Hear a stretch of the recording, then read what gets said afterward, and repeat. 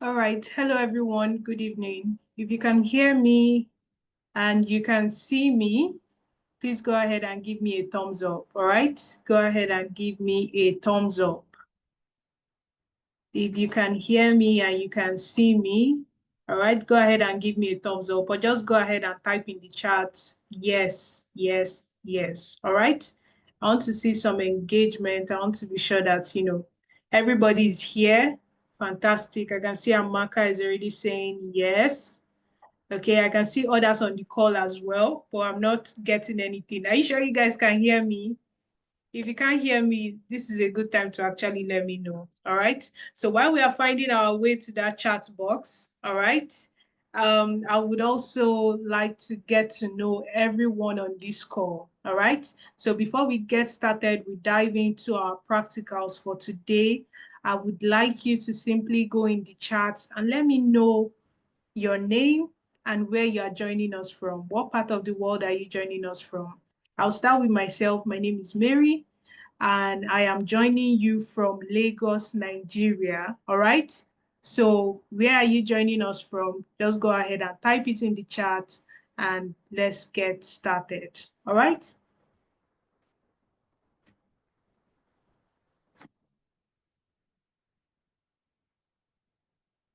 Okay.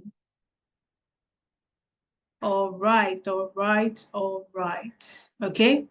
So I'm not seeing anybody saying anything. It's like I have a shy crowd tonight. Oh, wow. Okay, I can see Amaka again. Is letting me know that Amaka is joining us from Canada. Fantastic. All right. So, okay, so I'm getting a feedback now that someone can hear me clearly. I hope you guys can hear me clearly now. Awesome, awesome, awesome, awesome. All right, so I can see Ifeoluwa is joining from UK. I want to see more responses as well. Ife is joining from UK. Maka is joining from Canada. Mary is joining from Lagos. Okay. All right, all right, all right, all right, all right. Harry is joining from Nigeria. Rose is joining from Canada. Fantastic. So I can see everybody is coming together tonight to, gain experience on how to actually leverage Power BI for HR specific metrics. All right. So now that we've gotten acquainted with one another, all right, I would actually love us to go ahead and get started so we don't waste any time and we actually gain what we are here for anyway.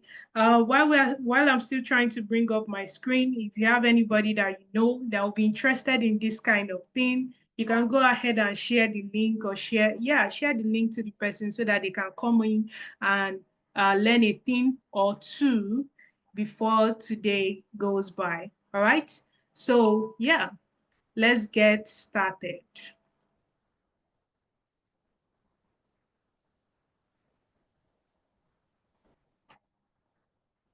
All right. So I believe we can all see my screen right here in front of us. Okay. So today we have an interesting topic to actually look through. All right. We have a very, very interesting topic actually. And we're going to be looking at how to analyze HR metrics and create your first stunning dashboard using Power BI. All right. Create your first stunning dashboard using Power BI.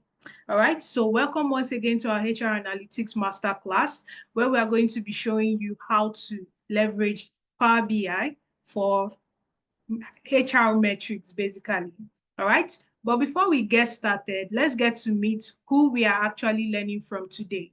All right, so we are joining Tenalytics. Tenalytics is a leading edtech company that focuses on providing specialized training in technology skills and delivering comprehensive data consultation services. With over 4 years building talent for the technology workforce, we have helped over 2,855 individuals transition from classrooms into their first job in tech across UK, US, Canada, Europe, Africa, and Asia.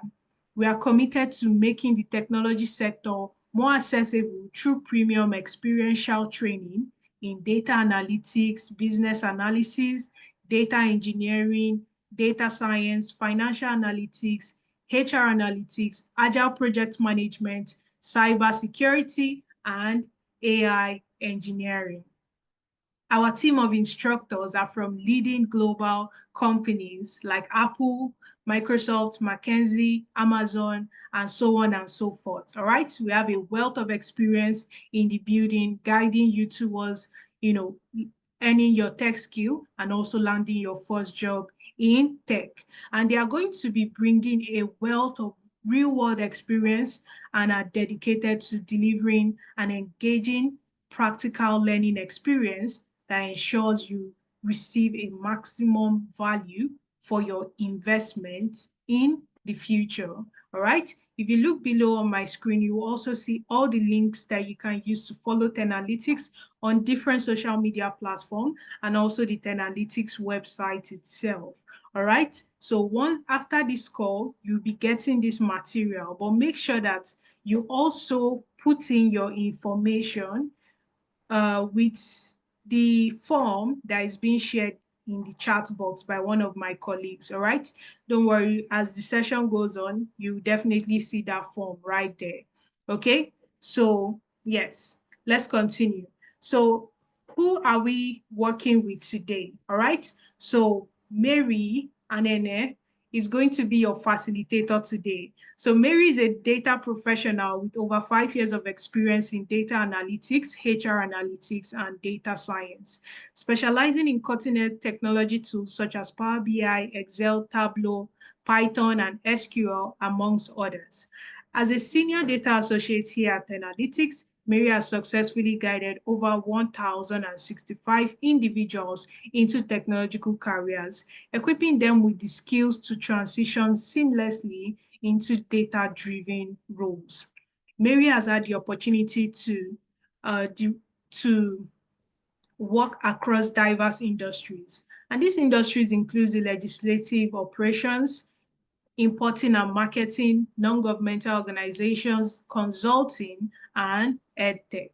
All right, so like everybody on this call who might have never had any experience with tech, Mary is also an individual who transitioned into tech with no tech background at all. And I'm going to be your guide today throughout our tech or master class for today, guiding you on how to use Power BI to leverage decision-making using HR data. All right, so why are we here today? Why are we here today? So first of all, we want to start by analyzing our HR performance metrics data using Power BI. We'll be taking on the role of a HR analyst today to actually put heads together to create an amazing work. All right.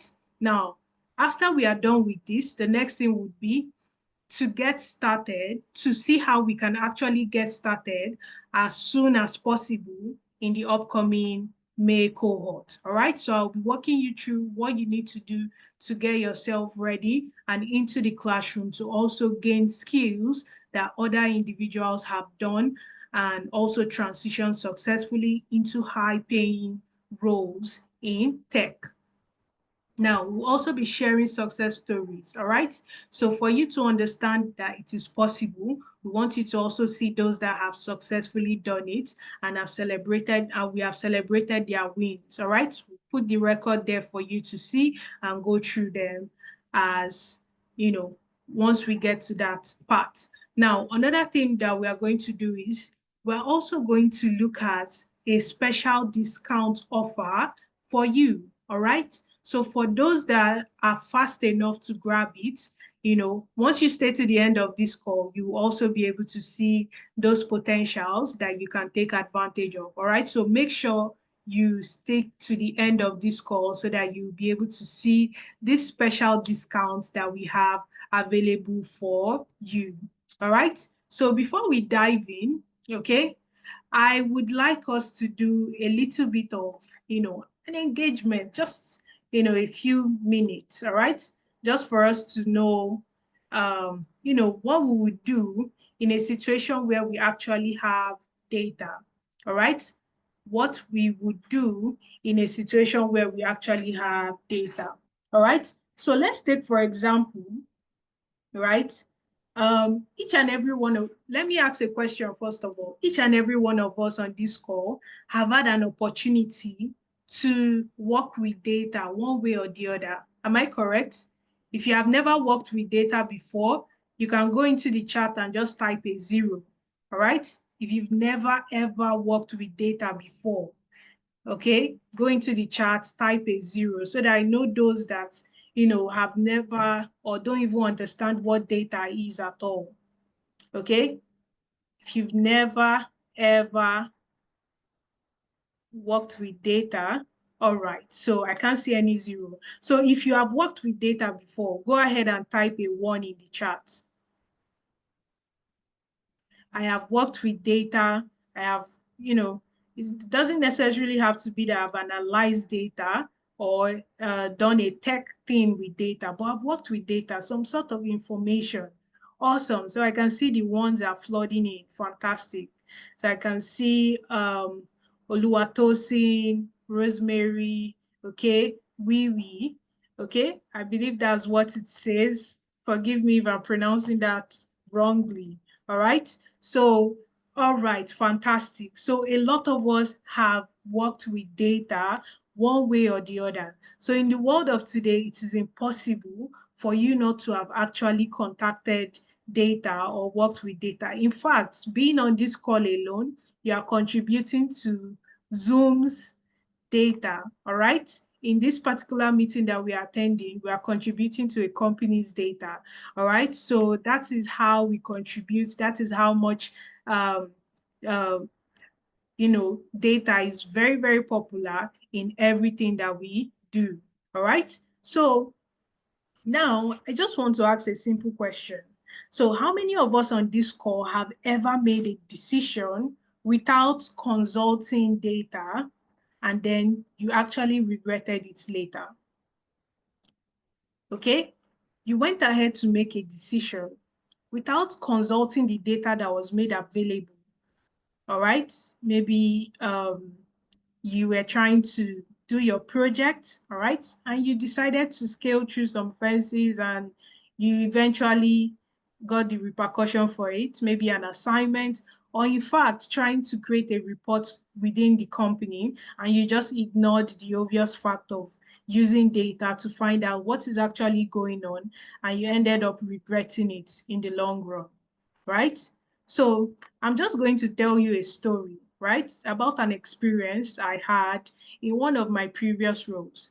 I'm just going to call the company, let's say, um, understanding why you need data. That's what I'm going to call the company, understanding why you need data. So in this particular period, they were looking to hire a supervisor, right? They were looking to fill out a supervisory role within the organization.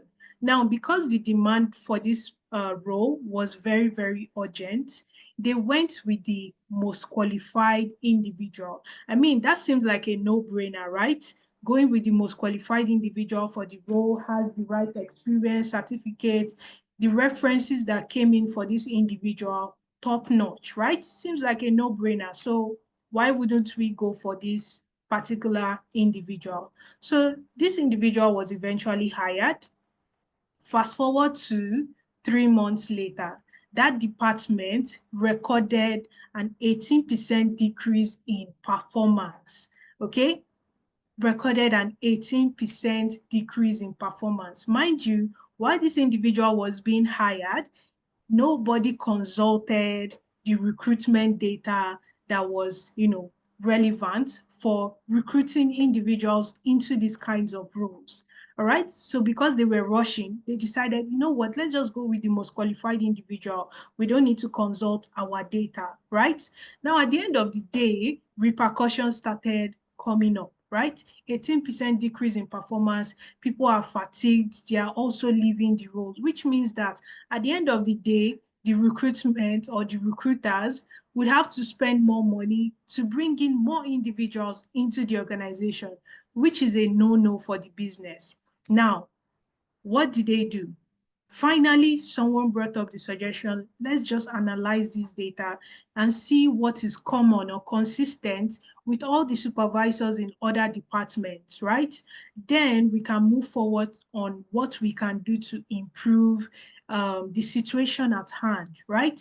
And they went through the data and they discovered that most of the supervisors that they actually had in other roles were underqualified individuals. But what made them stand out? They were agile in learning, right? They were willing to learn and they were consistent and they understood how to guide those individuals that were beneath them. These were the character traits that they saw in these individuals. Imagine they had taken that hint in the first instance, they would have made a better decision and hired the right individual for that role. Someone that actually had the drive and the zeal and not just having the experience to fill the role, but didn't have the passion to actually cater for that role. All right. So after they discovered this, they were able to make some adjustments. But what was it at the cost of what? Right?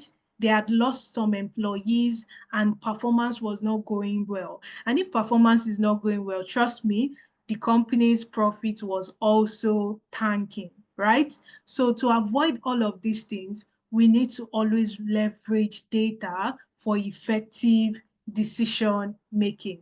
All right. So today we are also going to be joining hands together to see how we can leverage data to make decisions. All right. And let's look at the case study that we have today. All right. So we are going to be looking at HR performance metrics at Voltage Mobility. Okay. At Voltage Mobility. So Voltage Mobility is based in Houston, Texas, a manufacturing company that manufactures smart modular electric bikes. I believe a lot of us have heard of electric bikes here. I mean, a lot of us are joining from the other side of the world, okay? Those of us in Nigeria here, I'm sure we are also used to what electric bike is. I mean, it's not a new trend, right? So smart modular electric bike is what Voltage Mobility actually manufacturers. All right, so they make bikes because they just want to contribute to eco-friendly urban transportation for the world, right? So with a rapid growth across North America, the company's employees are over 100 professionals across diverse departments such as production, quality control, engineering, logistics, maintenance, and R&D.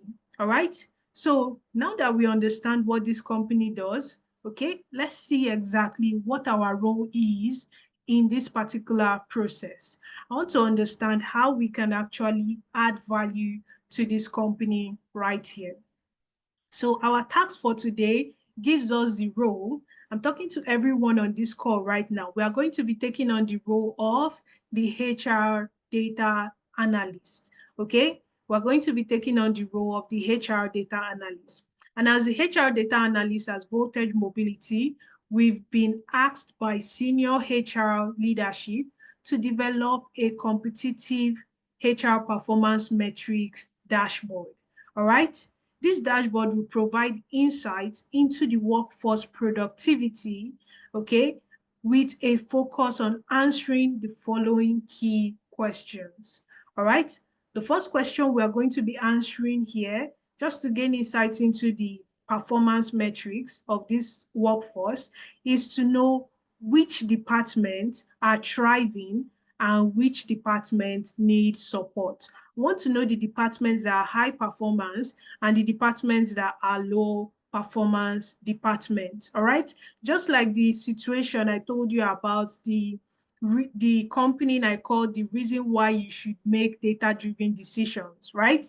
That specific company, all right, definitely carried out an analysis to find out that in the past 3 months, there has been an 18% decline in terms of performance in that specific department. All right, this helped them to understand where the problem was coming from and started making further analysis. The same applies here as well. For us to be able to understand what the performance is like, we want to look into the department and see the ones that are actually doing very well, contributing to the high performance within the organization, and those ones that are struggling, so that we can dig deeper and help support them better. Now, we also have another question here that says, how are training investments affecting employees' outcome? So we're going to look at other factors that might be contributing to performance decline or increase, such as training investment. A lot of us know that every organization or majority of organizations do have training investments or training programs, or rather training and development programs that actually help their employees to upskill and in return become more productive in serving the organization. All right. So we also want to know if training and development actually contributes to performance boost within this organization. Another thing that they've asked us to look into is where are performance bottlenecks? All right. So what is the particular issue, or where are we having troubles in terms of performance? So we are going to look at other factors that might be contributing to performance. All right. We'll look at other factors that might be contributing to performance, either good performance or poor performance. We'll look at those factors. This could include maybe salary bands and other key influencers that might actually tell us exactly why a particular pattern is seen in our data. All right. Another thing is for us to go ahead and make some informed decision about what we see in our data. So the final question is asking, is this organization building future leaders or burning out talent? So we want to know, while we are working with this particular workforce, are we actually creating a healthy environment for them, or we are creating a burnout situation for these individuals? All right. So this is exactly what we are going to be doing today. Are we on the same page? Are we together? Are we on the same page? All right. So if you're on the same page, just go ahead, type a 1 in the chat so that I know that we are actually together. Or just type yeah, yeah.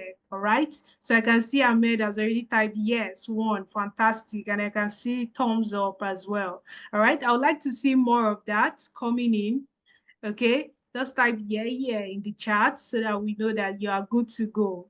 If you're not good to go, you can also tell me, oh, I'm not good to go. I'm trying to, put on my system so that, when you start going, I can work with you. All right. So we are about to actually get started and dive into practicals. All right. Okay. So let's go on. Now, what we are going to be doing today is basically taking Voltage Mobility's data, all right, from this and transforming it into something much more valuable. If you look at this specific data right here, you will notice that, we have a lot of rows and columns. And if I were to call somebody up and tell the person, you know what, I want you to actually tell me how many departments that we have in this specific organization, the first result will be counting each of these cells one after the other, which is definitely not efficient. Imagine you have 1,000,000 rows. Are you going to spend time counting them one after the other? Obviously, no. You will get tired and move on to something else. It will take too much time, right? This is where tools like Power BI come in to help us summarize data efficiently and also help us make faster and efficient decisions. All right. So now that we have seen how our raw data is, let's also see what we can transform this beautiful spreadsheet into. Okay. So we are going to be taking our data from that raw state, okay, and transform it into this. Okay. We'll take it from that raw state and transform it into a full functional dashboard that will actually help us gain insights into performance metrics within Voltage Mobility organization. All right. But let's take a good look at this dashboard before we start transforming our raw data or diving into Power BI specifically. Okay. All right. So this is what we are going to do here. All right. So if you look at this dashboard right here, it tells a lot of stories. Although right now we can't say so much about it because we haven't actually worked on it. But if you look at it, you can see how many employees this organization actually has under their roof, the performance rating or average performance rating, the percentage of employees that are high performers, and how many hours on average their employees do work over time. All right, these are ways that we can actually see what is happening in the organization and help us to make decisions based on all of these representations that we have here. All right, so instead of us wasting time and looking at this, let's also get engaged and see how we can build this dashboard. All right. All right, so let's get started. So with me today, I have this amazing data set for us to actually make use of.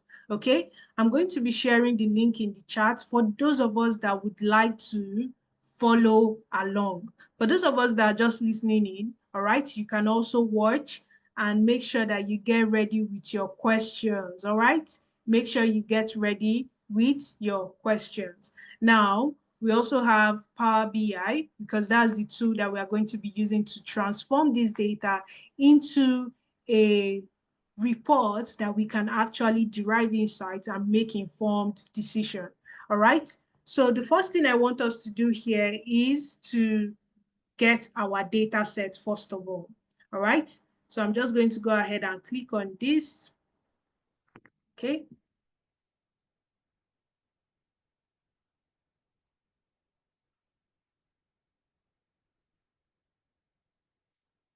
All right.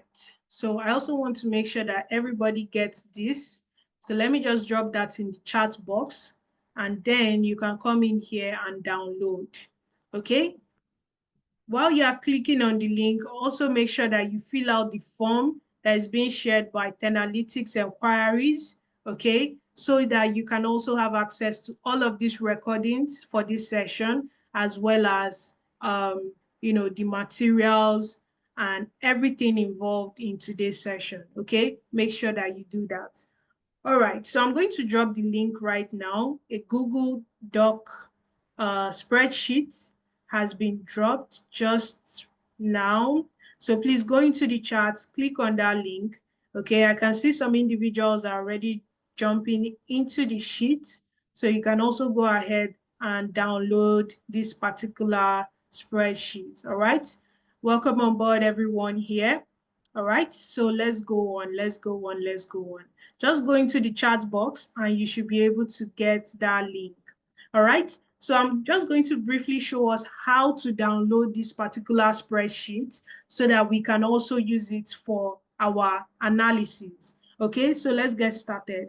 The first thing I'm going to do here is just to go over to where we have the tab called File. All right, go over to this place where we have the tab called File. Click on it, okay, and then scroll down, okay. Click on File, scroll down to where you have Download, all right. Once you hover on Download, you would have more options listed out beside your screen. Just go ahead and click on Microsoft Excel, all right. Go ahead and click on Microsoft Excel. And what does it do? Immediately downloads this file for you on your local PC. So you have a copy of that saved for you, okay? So go ahead and copy this, download it. You can see mine are successfully downloaded. So I'll be going into my Power BI to get started, okay? I can see more of us are also still joining the sheet. So go ahead and follow that step. Go to File, okay? Click on that, File, and then you scroll over to where you have the option Download over here, and then you go ahead and click on Excel, Microsoft Excel. Once you click on it, it starts to download automatically. All right, so please go ahead and do that, and then we can get started with our Power BI. All right, go ahead and do that so we can get started with our Power BI. Awesome. I can see Yemisi is also asking for the link. Don't worry, I'm going to just share that.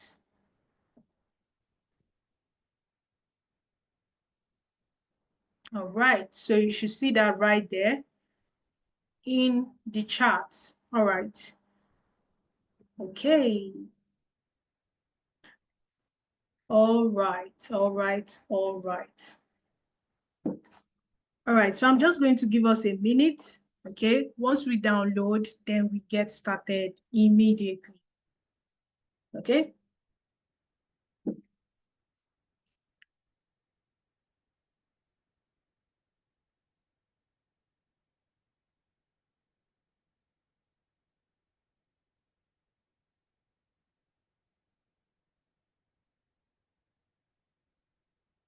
All right, so I believe we are good to go and we can get started. So I'm going to head over back to Power BI.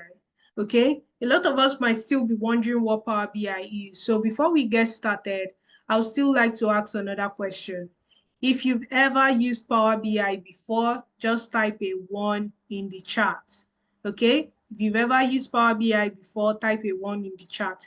If you've never ever seen Power BI before, this is your first time of actually going through a process where you would work with Power BI, go ahead and type 0 in the chat. Okay, so I can see Aderonke is typing 0. Lydia says 1. Nkechi 0 as well. Amaka, okay, I can see a lot of zeros and ones, all right? Before you know now, Zoom is going to start creating a a different AI for us because all these binaries we can see here is beginning to say something. Okay, so I can see we okay is saying that they need a quick explanation of how to access the sheet. All right, so first of all, we sent a link for us to actually use to, access the sheets. Then I also walked us through how you can download it. Okay, so I'm going to send this to, yeah, let's see.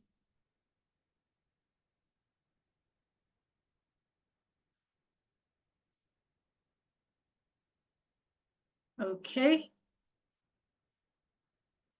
all right, so I'm going to send this again to the chat so that every one of us can get this link. And one last time, I'll walk us through how to get to this, how to download that specific information. All right, we are not to create an account yet, all right? So I'll be your screen for today, all right? So once we are done with this session, please make sure that you would have recorded your data with enquiries at Tenalytics so that you'll be able to get all the materials, how to download Power BI, the data sets for this particular session, the recordings of how we actually built that dashboard solution so that you are not left behind, okay? So you don't need to create an account right here, right now, but you have plenty of chances to do that, all right? So let's get started. Okay, so as promised, I'm going to go back and show us how to download that data set. So once you click that link in the chat box, please come to your Google Sheets here and head over to the top of your screen where you have file. Okay, head over to the top of your screen where you have file. You go ahead and click on that, and then you want to go to where you have download. Okay, under download here, you click on Microsoft Excel. All right, you click on Microsoft Excel. Immediately you click that, it downloads directly to your download area within your file explorer. I believe we all have this brown folder on our PCs, okay? So this brown folder here, you navigate to where you have your downloads and you would see this voltage mobility manufacturing HR performance data. All right. Okay, so now that we are clear on this, I believe we can go ahead and get started. So back to Power BI, okay? Back to Power BI. So Before we get started, I would just like us to know that Power BI is actually a business intelligence tool, a tool that we actually use to transform data into informed decision making. It's a tool that can be used for, very, very large data sets. So it doesn't matter if you have 100 rows or 10 million rows of data, Power BI is your go-to to actually help you analyze this data efficiently. It's actually a very easy tool to use, and we are going to be seeing how we can perform analytical magic by using this particular software. All right, so let's dive in. The first thing I'm going to do here is actually to create a new report page for my analysis. All right, a new report page for this specific analysis that I want to undergo. All right, so let's get started. I'm going to go ahead and click on blank report. All right, blank report. So once I click on that, okay, it opens up this specific view that we have here. Let me just extend my screen properly so that we, see this exactly how we would see it when we finally download Power BI. All right, so this report view, or this view that you can see right here, is the canvas on which we are going to be building our report. Okay, this plain canvas here is where we're actually going to be building all our reports. Okay, so now that we are familiar with where we are going to be doing all our magic today, we can now go ahead and bring in our data. The interesting thing about data analytics is that you go through different stages step by step. All right, the first stage is data collection, which we did by going into that Google Sheet and downloading our data. We've collected our data now. It's time for us to go into the next stage, which is data cleaning. All right, so we want to go ahead to bring in that data and check if we actually need to clean it before we start analyzing. All right, so let's go into the next stage of data cleaning. I'm going to go ahead and get my data. As the name implies, I'm going to collect my data and clean my data. All right, so I'll go to get data. I'll click on that drop down. Now, if you look at this drop down, we have a list of common data sources, which means that Power BI can actually connect to majority of sources, over 1,000 sources, in fact, that Power BI can connect to. Now, we are going to use the data source that we have available, which is our Excel workbook. Remember, when we were downloading our data, we downloaded it as what? Excel workbook. That's exactly what we are going to do now. Import our data using that Excel data source. All right. So I'm going to go ahead and click on that workbook here. Okay. And this does what? It actually opens my file explorer for me and allows me to import my data directly from my PC. Okay, remember I said if you download it, you have the data set available to you on your local device. Now we can actually access it on our PC and make use of it in Power BI desktop. All right, so I'm going to go in there and click on that specific data that I just downloaded and do what? And go ahead and click open so that I can start cleaning my data before transformation. All right, so I'll click on open. Okay, and then we should have something on our screen here. Okay, as you can see, connecting.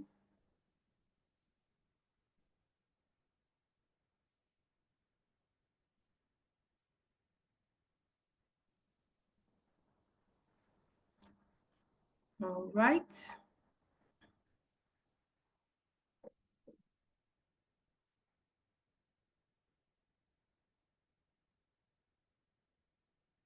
All right.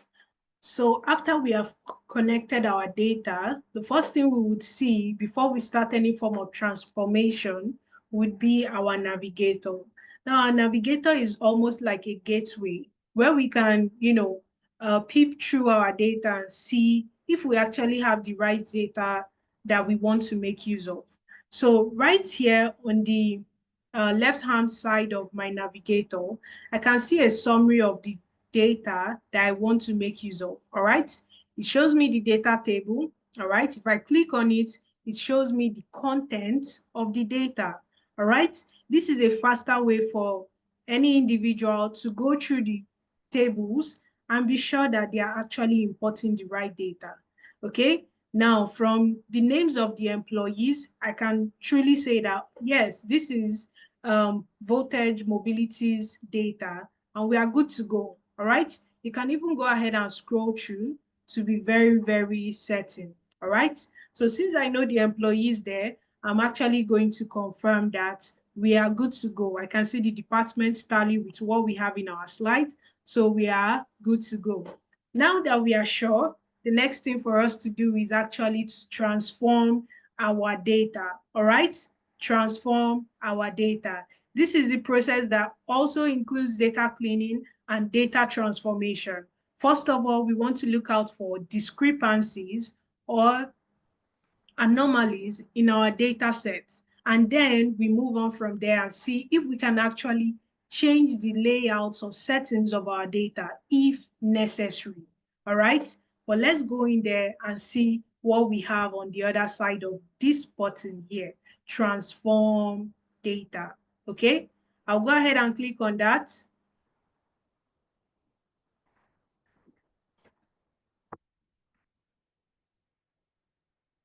Okay, and immediately I click on this button, it opens up a new tool for me. This tool is called Power Query Editor. Now, Power Query Editor is an inbuilt tool within Power BI. All right, it's an inbuilt tool within Power BI. This is just like a house, right? You have different rooms that have different functions. Okay, let's say you have the sitting room, you have the kitchen. You can't cook in the sitting room, right? You have to cook in the kitchen. The same thing applies here as well. When Power BI opens up a different app, it's saying, okay, if you want to clean and remove all the dust in this data, I'm going to create a separate session for you to do that and do that efficiently.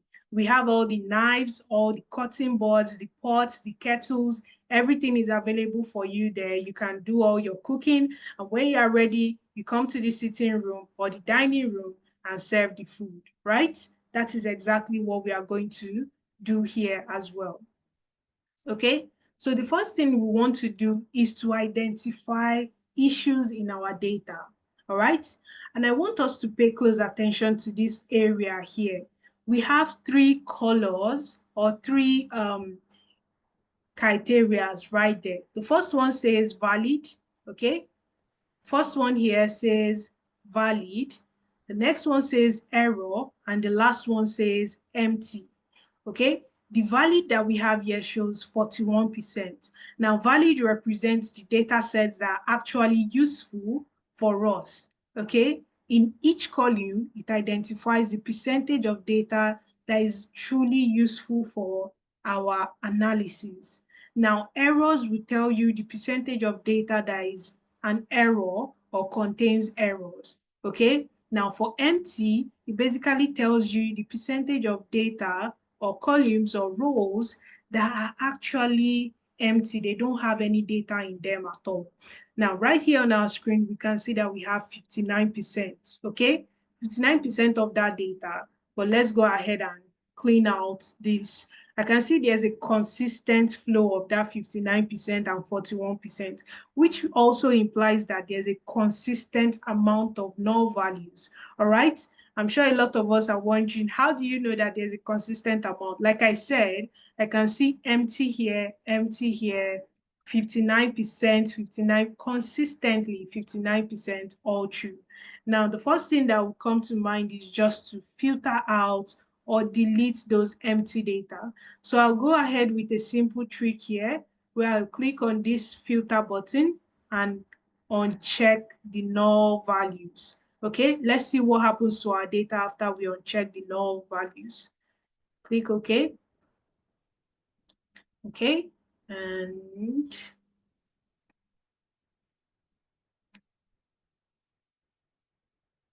All right, fantastic. So we have 100% valid data now because we've removed those empty data. Now, empty data means that there's nothing of value in that data. It's not going to be relevant for us to use to analyze, all right? It's not going to be relevant for us to analyze. So it is not important for us to have empty data. So what did we do? We discarded of it, filtered it out of our data. Now we have 100% valid data, and I believe we are good to go. Another thing we always look out for will be data types. And from the look of things here, our data types are in perfect shape. But not to rush, we still need to make sure that we look through every data that we have. All right? So with all the columns that I can see here within our data, I can clearly say that this particular data set does not need so much, right? We have data descriptions properly allotted to different columns, age range, salary range. In fact, we have the full salary column and every other data that we could possibly think of. This is a fully packed data set, all right? Now, another thing that we need to do here, now that we are sure that our data set is good to go, it would be for us to go ahead and load our data. Remember, we started with collecting our data. We went in to see how we can clean and transform our data. Now it's time for us to load our data into Power BI desktop itself, and then we start analyzing, okay? It's time for us to go into business. All right, let's go on. Now, the next thing I want to do here is just to click on close and apply. All right, so I'll just click on this icon here labeled close and apply. Okay, so I'll go ahead and do that.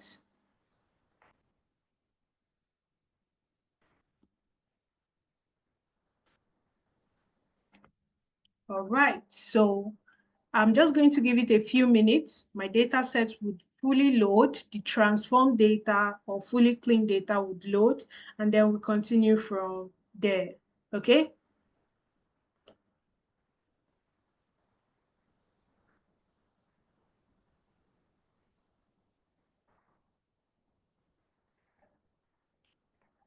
All right, so we can see that particular data is loading. So all that data set has to fully come into Power BI, and then we'll see a list-like information right here under the data panel, representing the tables and also headers that represent the column titles within that specific table, okay? So that's exactly what we are going to get after this particular data has been fully loaded.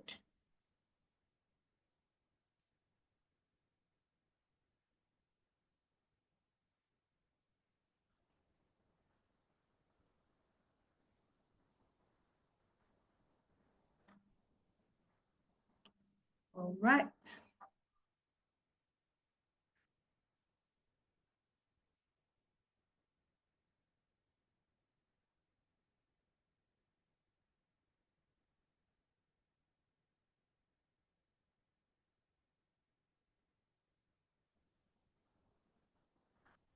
Okay, so it seems our data is now fully loaded.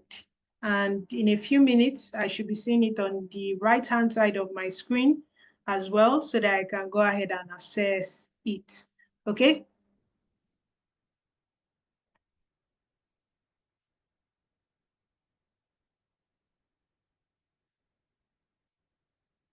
I hope we are all together and we are following perfectly. All right. And we're also understanding everything that we are doing here because we are still going to be answering questions after we are done with our dashboard. Okay. So I want to make sure that we are all together on the same page and we are also gaining some value from what we are doing tonight. Okay. All right. All right. Fantastic. Thank you for that response, Ahmed. Thank you very much. All right, so like I said, we now have our data fully imported right here on our screen. So what I need us to do right now is just to follow everything that I am currently doing, okay? So right here on our screen, we have our data panel, and it keeps all the data set that we have. Now, we won't be able to see it in the table formats that we just saw it inside of that Power Query editor, but we should be able to see all the columns that are attached to this specific table. I'm going to go ahead and click on this drop down, and everything just rolls through in front of us, all right? So all of that table that we have, or columns that we have under that table, is exactly what we have here. It's quite a lot of columns. I believe this should be over 20 columns, in fact. But we are still going to make use of all of this, or some of the tangible ones, to make informed decision about performance. Okay, let's get started. So back to the first question that we were asked here. Okay, it says which departments are thriving and which departments need support. Okay, which departments are thriving and which departments need support. So I'm going to go in very quickly with, let's just use a line and clustered column chart. Okay, just with the click of a button, I already brought in a chart. I don't even need to think about it too much, or highlight a data or some data before I can bring in a chart. So I just clicked on this visual panel here, and boom, I have my chart of choice. Now, the next thing I want to do is very simple. Let me just extend this so I make sure that everybody's seeing what I have here. Okay, the next thing I want to do is very simple. It will be to select the relevant data that would help me answer that question that we just looked at, which says, which departments are thriving and which need support? Okay, so we want to see the departments that are performing well and those that actually need support. Okay, so the first thing that I want to do here is to bring in my department data. All right, I'll bring in my department data. So I'll just scroll up and look for departments, the column that stores all the departments that we have within this organization. I'll go ahead and click this. Okay, just check the box, and we have that data inside of our x-axis over here. Now, the next thing that will actually bring out the attributes that we need to see here will be by adding the performance metrics. Now, I'll go ahead and look for my performance ratings, which I can see here already, performance ratings, and I'll click on it. Okay, now let me go ahead and just open this up properly, all right, so that we can see that. I believe we can all see my screen and we can see what is going on right there. Okay, so we have our department information based off of performance rating. Now, one thing I noticed about this data is that I can see something like 300, and I've never seen a performance rating either by an individual or a bunch of individuals get up to 300, which means that our data set is basically still in a sum format, all right? The best way to evaluate things like performance or ratings would be by looking at the average, especially with the level of individuals that are involved within this data. So I'm going to go ahead and transform this from sum to average, okay? Sum to average. So I'll click on average, and we are good to go. All right, so we can see that our data set is now much more streamlined. From 0, 1, 2, 3, 4, we have all our data listed out.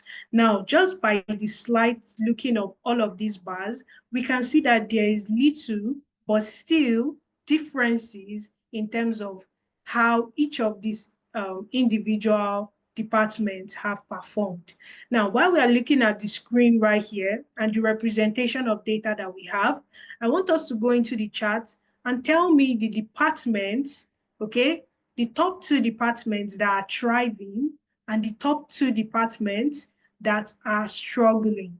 All right, departments that are thriving and the departments that are struggling. Okay, just go into the chat box and type that in just by looking at this chart. Okay, I can see responses coming in already. All right, fantastic. So Rosemary says maintenance ban products. Okay, maintenance and products. Fantastic. Yamisi also says maintenance and products. Amazing. That is exactly the departments that are thriving. Now, when we talk about the departments that are not thriving, those that are struggling, okay, they are not doing so well compared to other departments. Okay, we can see R&D. Yes, exactly. So R&D is not thriving. So just like that, we took a column header and another column header, put them together, and immediately we can see what is happening in each of these departments, just like that, right? Now, we still need more insights, okay? This company is asking us a lot of questions and they want to know more. What are the courses? Where's the department that is having the best performance? What's the department that is not having the best performance and all of that, right? Now, the next question that we have here is another straightforward question that actually tells us to look into training, all right? So how are training investments affecting employees' outcome? So I thought of this and I actually thought of a very good idea, all right? In most cases, when employees actually bring in training programs, they are thinking of how these training programs can help them boost performance, right? So they actually bring in all these training programs and make them department specific so that each individual in that department gains the right skill set to do their job and at the end of the day also contributes and boosts productivity. But before I go in and start putting that specific training band on this particular chart, I have one more thing that I actually want us to add to this chart. Okay, that would be our job title. So for this specific one, I'm just going to drag my job title directly under department, okay? You see my cursor just dancing on the screen right there. But I'm going to drop this job title under department here, okay? Now, what this would do is that it's going to highlight all departments under each, sorry, all job titles under each department. This would also help us gain insight as to where we have top performers, which job titles are contributing the most, okay, to that department. Who are those individuals under that job title? And that way we can actually streamline those people that are high performers within each department, okay? The same applies for the R&D, right? We can actually see the places or the roles that are not doing so well, okay? Let's make this chart look much more better, okay? I want to make sure that we can actually see everything properly. So I'm just going to go back and drill up, okay? Now, let's say I want to look at engineering. Okay, I'll just click on engineering department. And the only information I have here would be mechanical engineers under the engineering department, okay? So these are the individuals contributing the topmost in terms of productivity, all right? All right, so I can see that my data has shifted from side to side. I'm going to fix that very quickly so that we maintain that hierarchy of performance. All right, so very simply, I'm just going to go to these three dots, more options. I'll click on that and I'll sort my axis.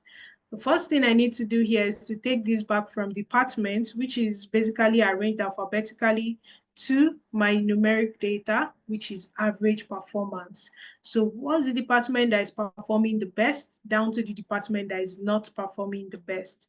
I'll still change this. I want it to be in descending order from best to the least, okay? So I'll sort this in descending order and boom, we are back. All right, so now let's look at the maintenance department and see all those job titles that are attached to it.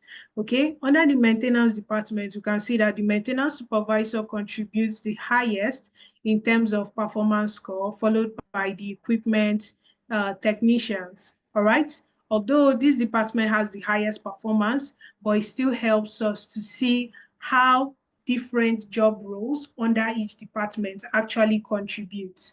Okay, so when we are giving our reports, we would know exactly where we want to look at in terms of profiling solutions for other departments.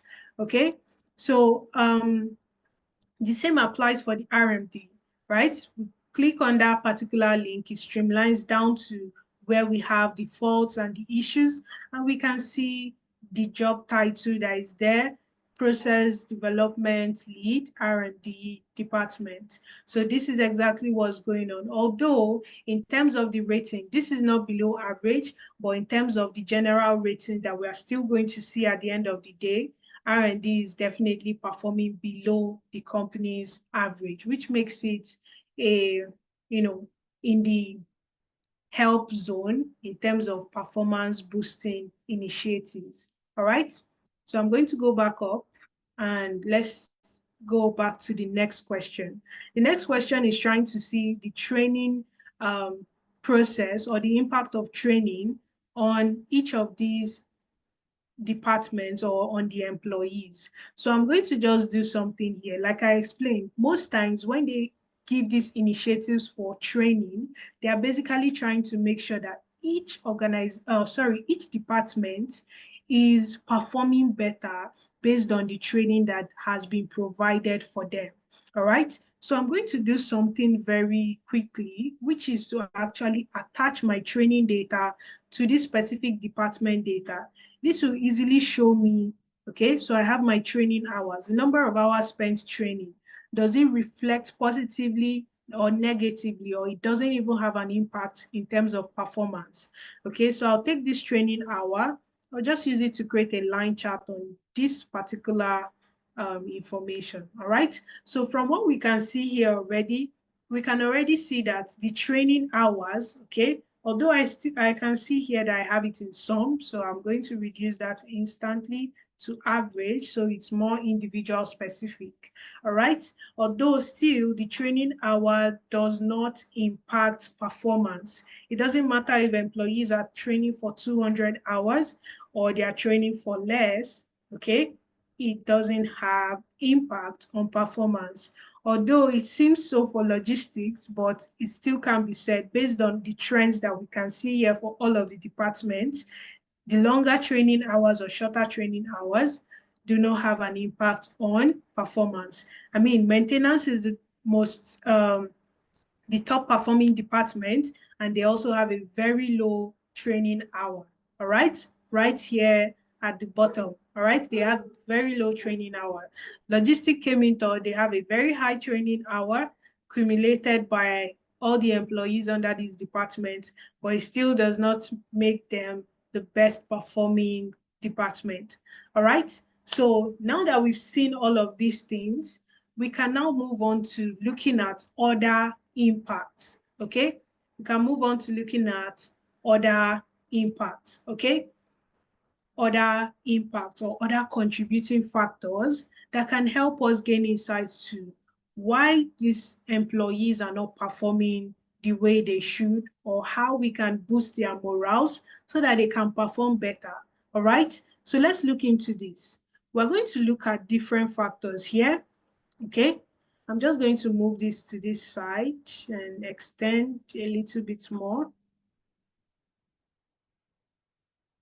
Okay, now we are going to look at other factors, things like salary benchmarks, shift type, or work type.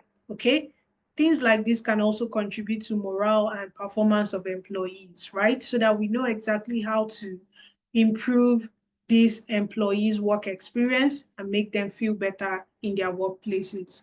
All right, so let's look at salary benchmark.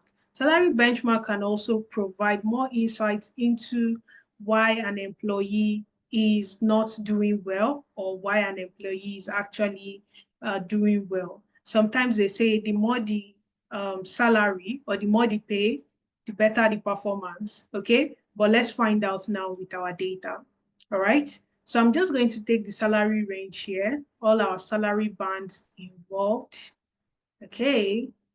And then I want to look at these by my performance rating, okay? So I'm just going to bring my performance rating in here and convert this to average, all right? So immediately I converted this to average. Let me also extend this particular chart, okay? If you look at this particular chart here, I believe you can see that we basically don't have so much difference, okay? those that are even earning 70K, those that are earning 90K to 100K, still the performance score is just point something, right? 0.1, 0.2, that's the difference between each of these salary bands, okay? So we can't really say the more your salary, the better the performance. So we have to increase stipends for these individuals. That's not the case here, all right? Although we can also, tie this factor to the number of employees that might be receiving some of these salary shares so that we can see the gravity of the performance score. I mean, in the mark or band of 70K to 98K, we might have out of 100, 60 employees under there, which immediately makes 3.60 a very, low performance score. All right. And then if you compare that to 50K to 69K, these individuals might just be 10 or 13 under that specific band. Under that specific salary band. And it makes it a much more productive session within the workforce. All right. So we're still going to dig in deeper as we build all the parts of this dashboard. All right. So let's go on. Okay, so we have this. And the next thing we are going to look out for, like I mentioned, is going to be our our work type, as well as our shift type. So I'm just going to bring this down here, okay? And very simple, I'll take out salary range and select work type. Now, the work type basically tells us which specific performance work type has a better performance score. All right, let me put it on focus mode. Now, I just want us to look at this data and tell me exactly what part of this or what kind of work type, okay, is thriving in terms of performance. What specific work type is thriving in terms of performance here? Let's look at it. The colors are here, the descriptions. Look at the numbers, okay? And let me know. Fantastic. So Yemisi is on fire tonight. The Yemisi says on site, okay? On site. It basically reflects that the on-site workers are much more likely to perform better than the remote workers or the hybrid workers, all right? Does this imply that we actually need to start creating initiative or digging in deeper as to the work culture for the hybrid and the remote workers? Do we have communication or management issues with these individuals, and how can we improve on it, right? So these are questions that begin to pop up. Why are the remote workers not doing fine? Why are the hybrid workers not doing fine? But those on site, because they have their supervisors there and everything, all right, it's easier for them to do more and do better and get quicker feedbacks, all right, than those in the remote session. So we can look into all the information or all the issues that can, cause this. All right, so Rosemary, please make sure to fill out the form that is being shared in the chat, okay? This would help you to get the recording, the materials, and every other thing attached to this specific session, all right? Just sent in by enquiries@Analytics. You should be able to go ahead and secure this recording, all right? Okay, so let's look at something else here and see if this also impacts the well-being of these employees. I'm just going to copy this and paste here. All right, so I can see my dashboard is getting smaller. Don't worry, once we are done with all the charts, I will go ahead and, put everything in the right space, in the right place, while we think about solutions for the business. Okay, so right here, like I said, I'm going to go ahead and take out the workforce information and bring in shift type. Now, the reason for bringing in shift type is just to see if employees are more motivated at a particular time of day.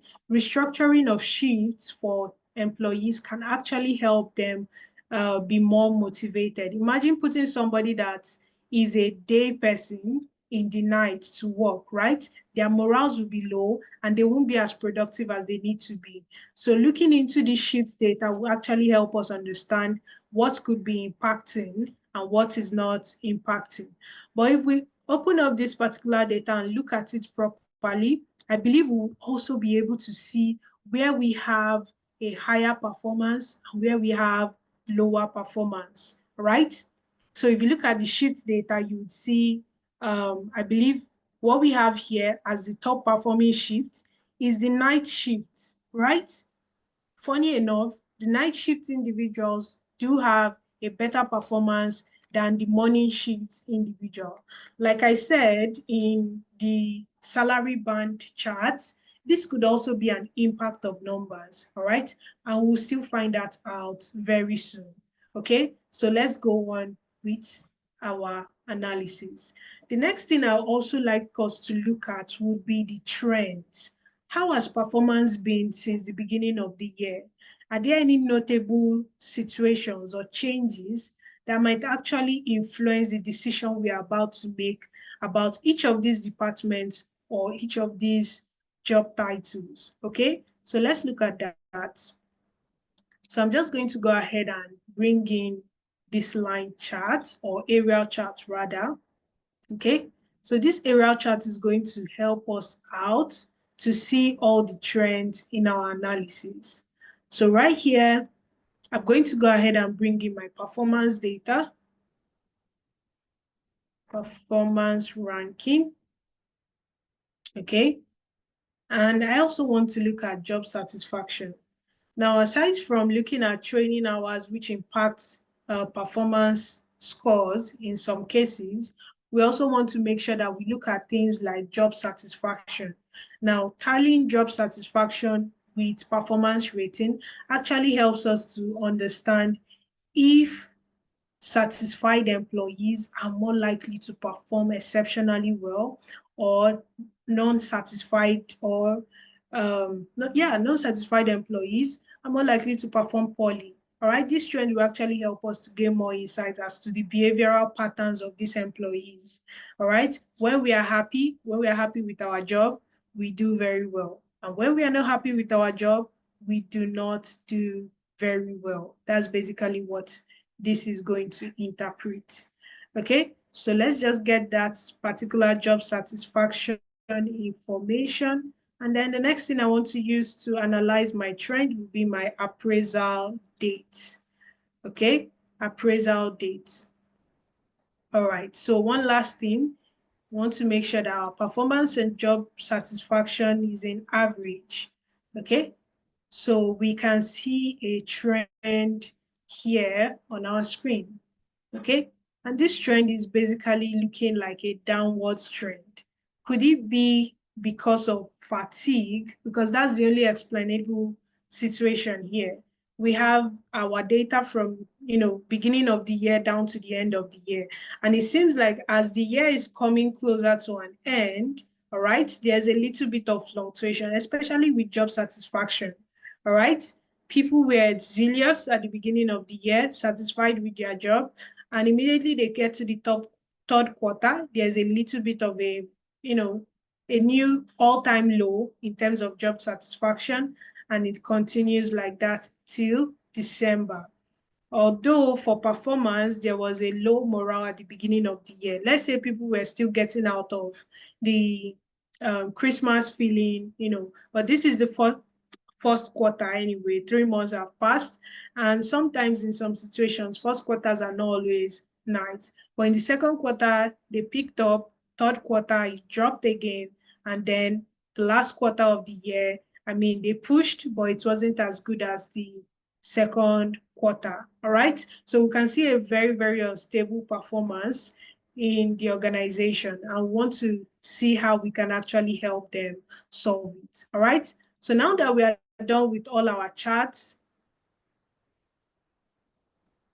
okay, we can now look at some key performance indicators. Okay, let's look at some key performance indicators very quickly. But before I do that, let me quickly rearrange my charts in a way that actually allows us to see the best out of this.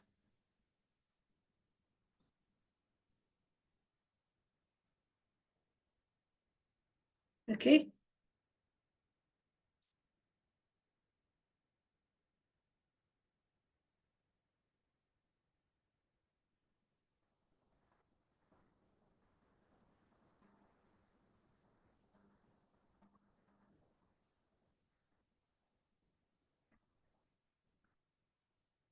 All right.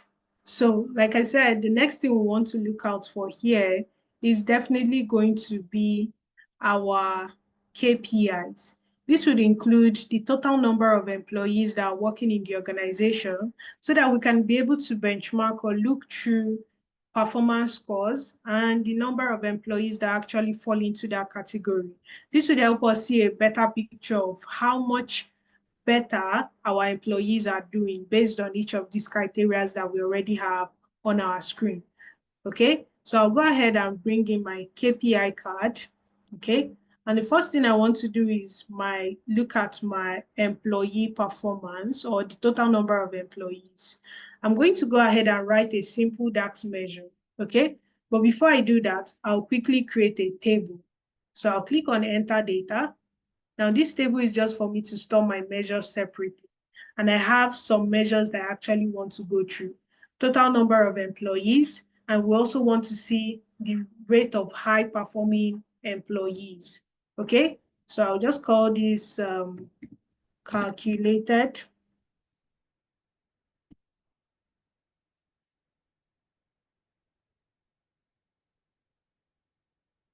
measures. And we're done.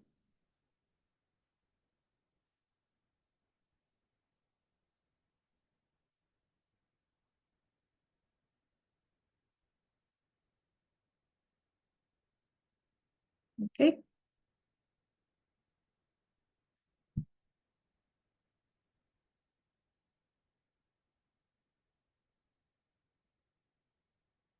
All right.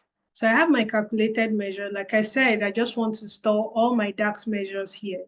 Now, DAX measures are data analytics expressions, basically a language that Power BI uses to understand how to provide solutions for us. All right. So basically, what I'm going to do here is give Power BI a command using DAX language. All right. So I'll click on new measure here. And simply, I'm going to tell Power BI to help me calculate the distinct number of employees. Okay? Distinct number of employees. All right? Distinct number of employees. So I've clicked on new measure. And once my tab appears here, I'll be putting that formula through. So basically, I'll be asking Power BI to go into my data sets as I have right here on the right-hand side of my screen and count all the employees that are there once, okay? Remember, we have an appraisal of over 3/4, which means that there are multiple entries of each employee's information on this particular sheet. So I'll call this total employees.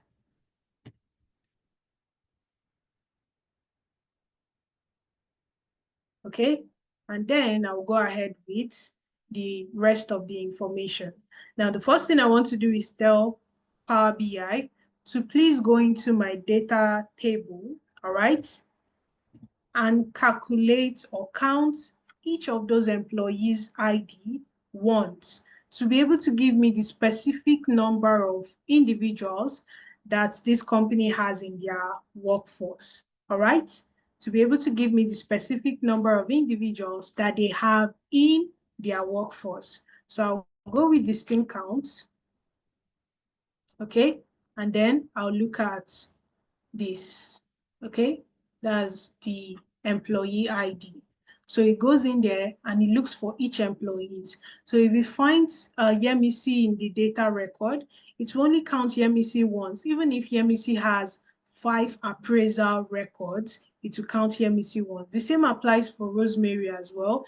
It only counts Rosemary once, even if Rosemary has 10 appraisals under the record, all right? That's just one employee still. So let's find out the total number of employees just by clicking on that, enter, and it starts calculating it for us. All right. So just like that, we're done. So we have total employees right here under calculated measures. And I'll just click on that. Okay. And we can see the total number of employees that we have here. Total number of employees, 103. All right, the next thing that we want to look at is total number of, or sorry, average performance of employee, average performance ratings. Okay, so this I will just uncheck it and bring in the average performance ratings figure here. Okay, as usual, it gives us the sum, but for us to be able to get the actual information that we need, I'll just click here and change this to average. Okay, now we can actually see the performance rating of the entire workforce. So I'm just going to reduce this. Okay, just trying to change the name so that we can see the title better. Now, the next thing I'm going to do here will be to do our next DAX calculation. This would actually help us look into the high-performing employees, all right? What is the ratio of high-performance employees within this organization? So the first thing I'm going to do is actually to count the total number of high-performing employees, and then we find out the percentage that they cover within the organization, all right? This is a way of us knowing the proportion or the amount of individuals within this organization that are actually doing very well. All right, so let's look at this. I'm going to go ahead and click on this again, key measures, so I can have access to new measures where I can do my DAX calculation. All right, so right here, I should have my pop-up very soon.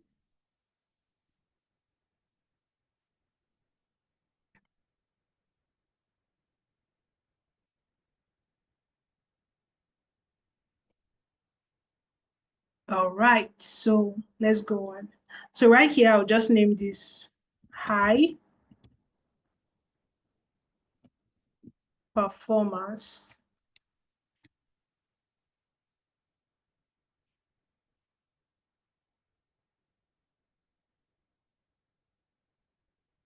Okay, high performance.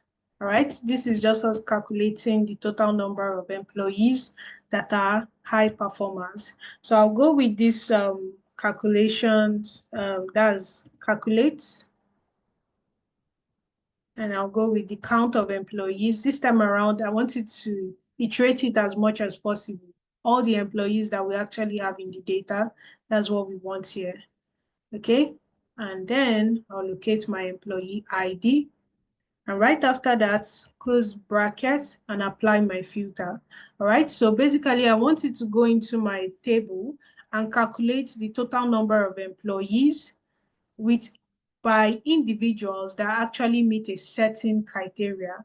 And this criteria is going to be, let me just go into the voltage data, go to my performance remark, all right?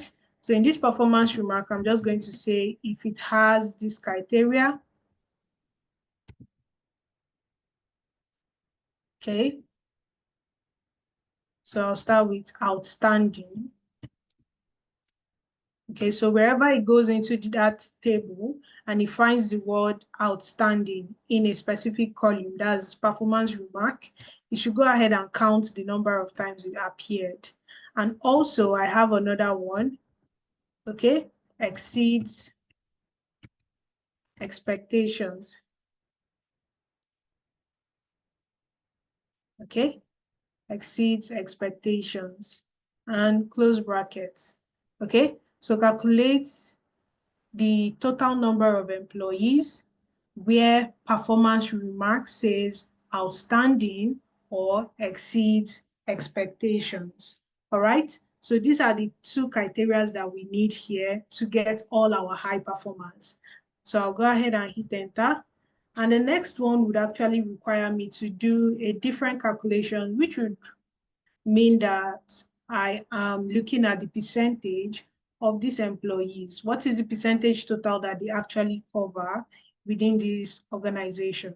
All right, so I'm going to go in again, new measure. This time, I'm just going to call these high performing employees. Okay, yes, high performing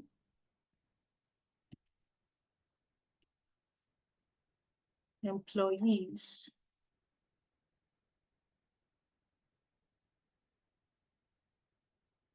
All right. So here I'm just going to go ahead and do a division. Okay. Divide the total number of employees, which is basically counts of employee ID. Okay. Minus high performers. Okay. Divided by the total number of employees that we have. Okay, and close brackets. And we have our percentage. So I'll go ahead and just convert this to percentage.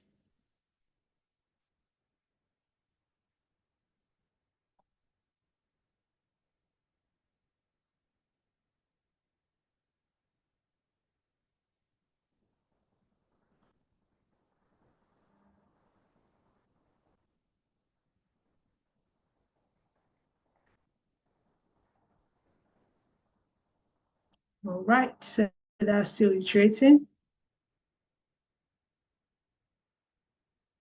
And we are good. So let me just click on that and see what figure we actually have here. All right, so we still have it in decimal. So I'll change that to percentage.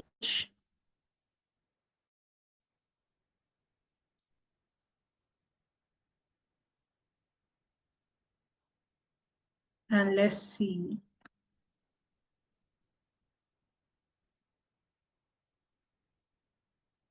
All right, so we have that fully converted. Now, because of our time, I'm just going to go ahead and bring in our last information here, which is the number of hours employees do work overtime. All right, are these employees suffering from burnout, or they are going to be good and performing well, in the next quarter? All right, so let's see that. So I have overtime hours here, and I'm going to take that into consideration. Look at my average, and we have 9.40, and this is basically almost what's it called, 10 hours. Okay, so employees are likely to work 10 hours overtime. That means they are taking a different shift or an extra shift where they work on that shift completely, right?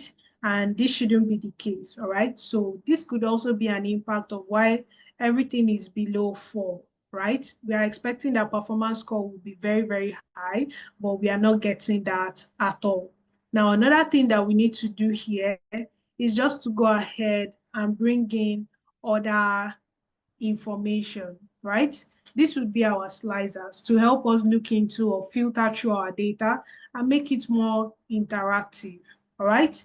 So I'll go in here to an empty space and just bring in all the relevant information. The first one I want to see here will be my quarter as well as my gender information, quarter information, all right? So right here, I'll go to my appraisal date again and bring this in, okay? And let's just fix that very quickly. Date hierarchy, yeah, months, quarter. We just change that, the display that we have here from vertical list to a tile.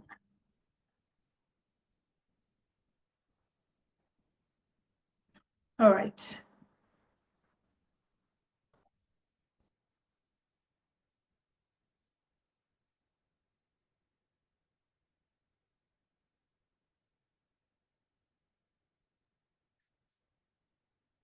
All right. So the next thing I'll do here is just very simple. We also want to look at gender. So what's the impact of gender in terms of performance? Okay.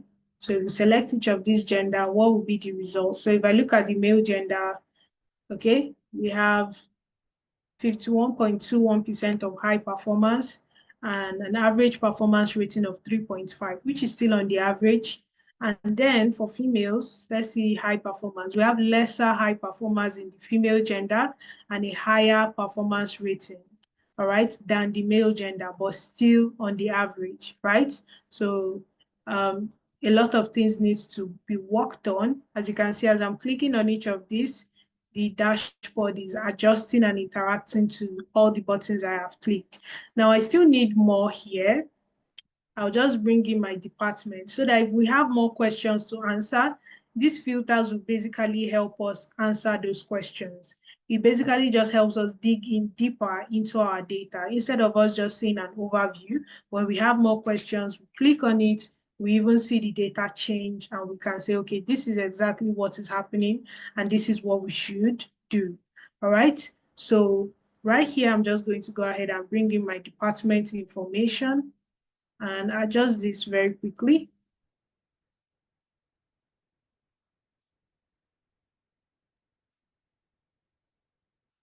Okay. And lastly,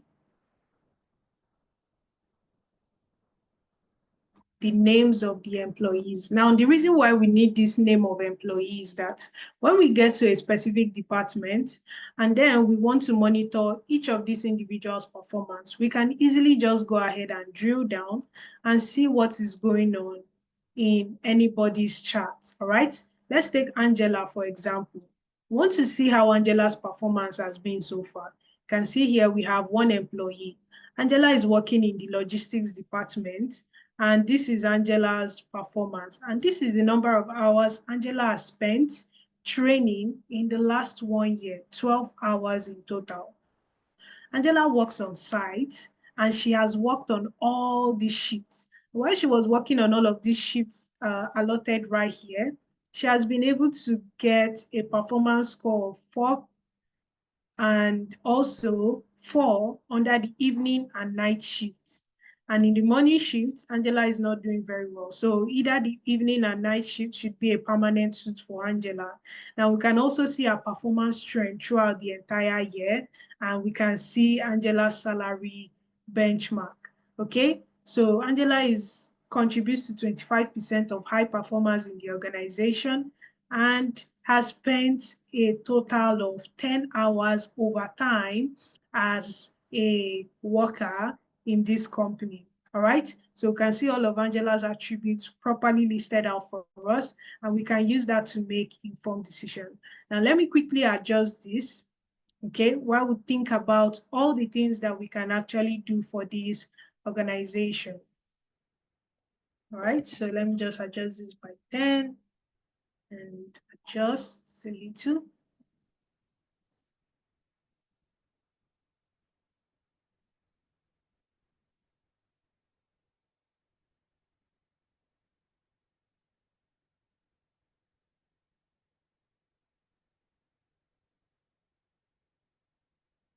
All right. So because of time as well, I don't think we'll be able to do all the changes that I would have loved for us to do here. So I'm just going to go ahead and, put in our filter. Let's just choose any filter here. Let me just go with a dark theme dashboard and we are good to go. All right. So our dashboard right here today basically gives us insight on everything going on in this organization, right? It helps us to answer questions from what is going on in each of the departments. How well is the training hours impacting in terms of performance ratings? What is the trends of performance within an organization? Where did we have our peak period? In fact, just looking at that peak period alone, we can be able to say, you know what, let's look at what we did differently during this specific period. We go back to records and see what was happening. Did we gain a new client? Did we have a specific event in the office that actually boosted employee morale? And how can we replicate things like that to keep the employees in high spirits throughout the year, especially for periods like the third quarter and the last quarter of the year? All right, you can see a drop there. So you also want to consider how we can improve employee morals during those periods. All right, departments like RMD who are low thriving departments can also look at what the maintenance department or even the supervisors in the maintenance department are doing.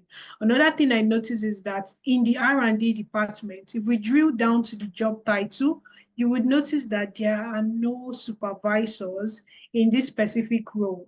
Could it be that because we don't have a proper managerial system in this setting is the reason why we have a lower performance rate? So we can restructure the department and provide leadership where needed to help us boost performance levels in the R&D department. All right. So I'm just going to click on it again so that we'll look at it again. How many job roles do we have under R&D? Just one.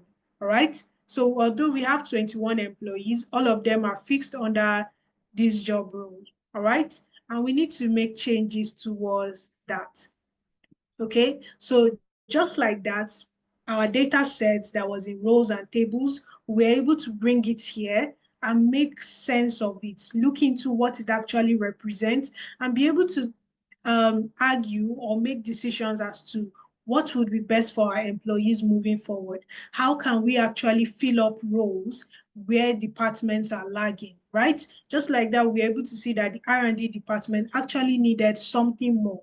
Could it be leadership or more training? All right, so we can even dig in deeper. Now we see everything that is happening on this dashboard, and we can be able to go back to our supervisor, the HR manager, and tell them, you know what, I believe these employees are going to thrive if we take certain actions in terms of training, in terms of hiring the right talent to fill out some specific positions, or in fact, promoting individuals that are already very qualified within each of these departments to the right places. All right.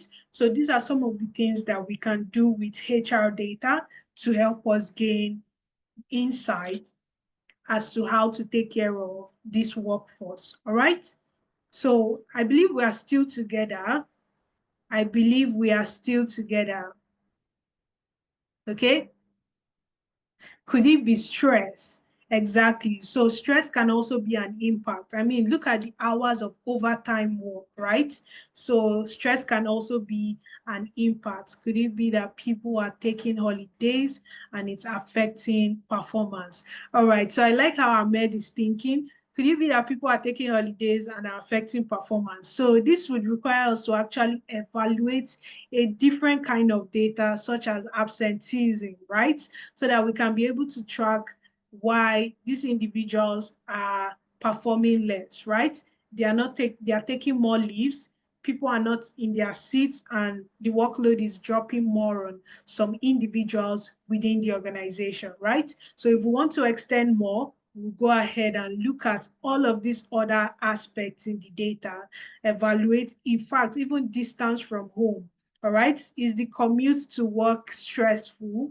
All right, maybe we can even find out that during that third quarter period, Lagos government decided that they are going to block a bridge, and then traffic becomes hell. Now employees are more stressed, they can't get to work, and their performance is dropping. There are a lot of factors that we can detect from looking into data. Once we see this pattern, we can go back to that time period and see, okay, what actually impacted the behavior that we can see in these data sets, and how can we improve on some of these structures efficiently.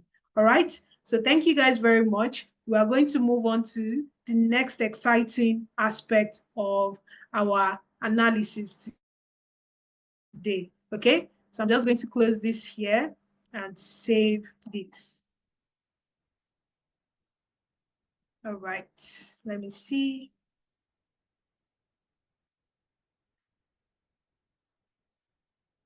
Okay, while we are waiting for this, I think we can just go back here. Okay. All right. So as we already know, we've been able to answer all the questions that we have here, looking at the performance metrics. We saw how the percentage of employees that are actually doing well. We saw the average ratings of performance. We also saw the number of employees that we are working with and the distribution of performance in terms of salary bandwidth. We wanted to be able to detect if salary increase was a direct motivator to increase in performance, right? So we also found out that that wasn't the case actually. And we detected that these employees are actually working a lot of overtime hours, which is something that can be worked on. And then we have things like employees training, right? We believe that training should be a direct impact into how employees see. Okay, I believe you can still see my screen. Okay, it should be a direct impact as to how employees actually go.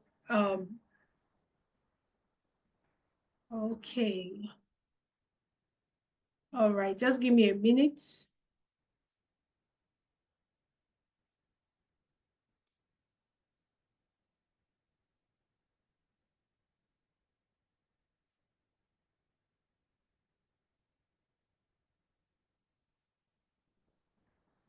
All right.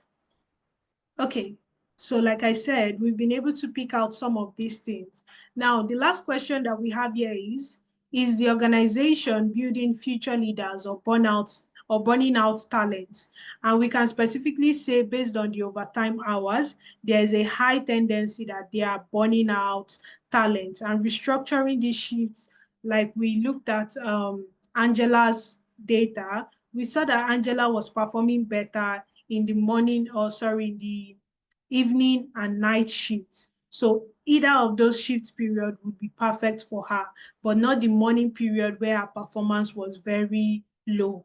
All right, so taking out time to actually look at how they can restructure shifts for this individual and limit them from working excessively can go a long way. All right, so let's look at what we have next. Okay.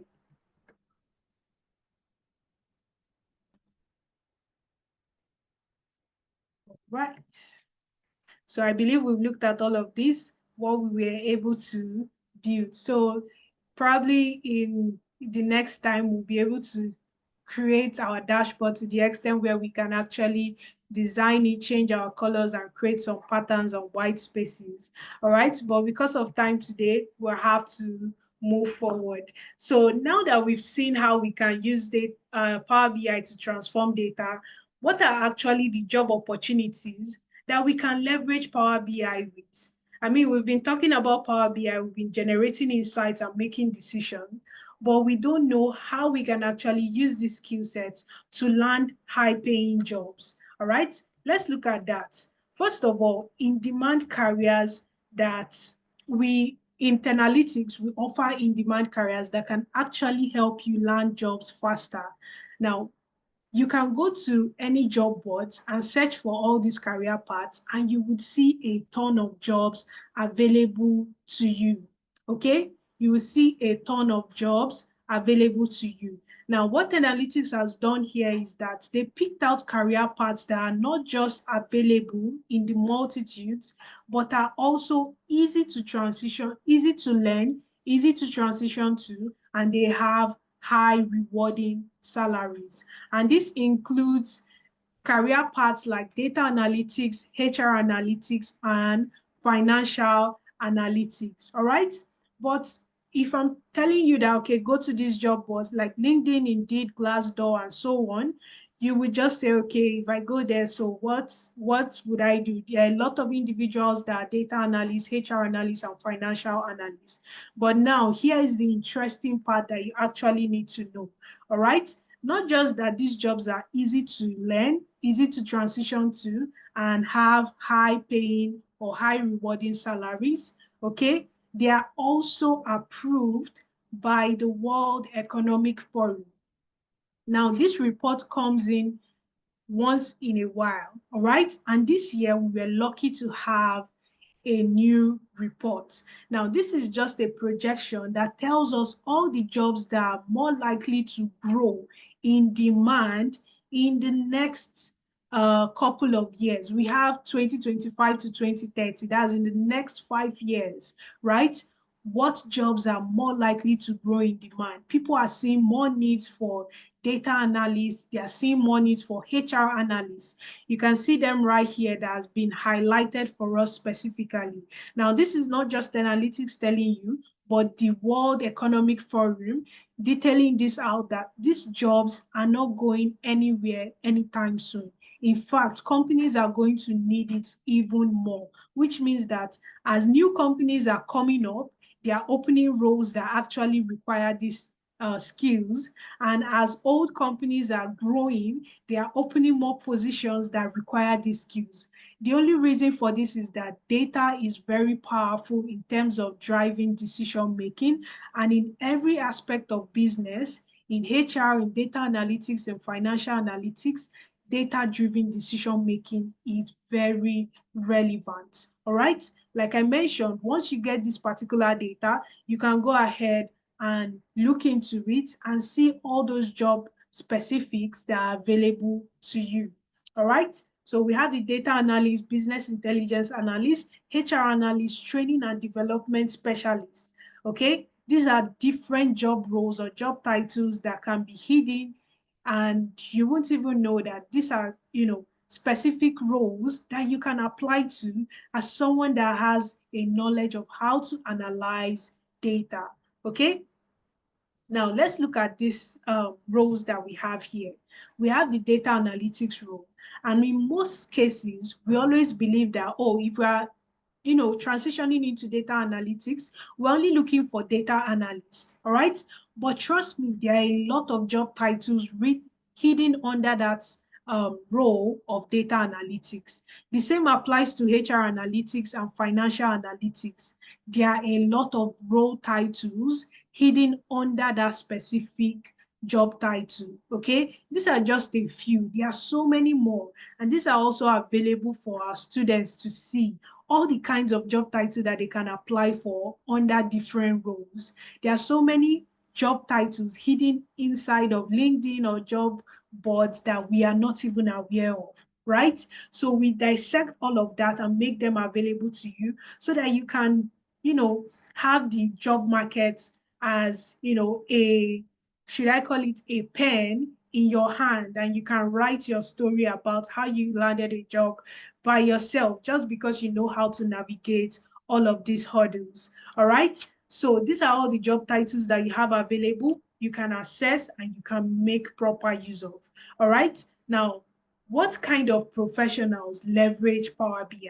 I've been mentioning data analytics, HR analytics, financial analytics, but do we really understand what it takes? Okay, do we really understand what it takes? Who are the professionals that would actually serve this role and the kind of things that they do? Now, let's define these roles for you one after the other so that you understand what it's like to actually be in this specific situation or specific profession. For a data analyst is basically responsible for analyzing and interpreting data to generate insights and support data-driven decision making. Just like what we did right here, although using HR data, we are able to analyze, interpret our data, and generate insights. Now, the data analyst basically answers two questions. What happened, the descriptive analytics, and why did it happen? Now, first of all, we have a problem, all right? And your manager comes in and says, okay, I think we're experiencing some issues with our performance data, right? So let's look at what happened, okay? And then we look at our data and we say, hey, you know what? The maintenance or, the engineering department actually performed the best. That is what happened, all right? Now, why did it happen?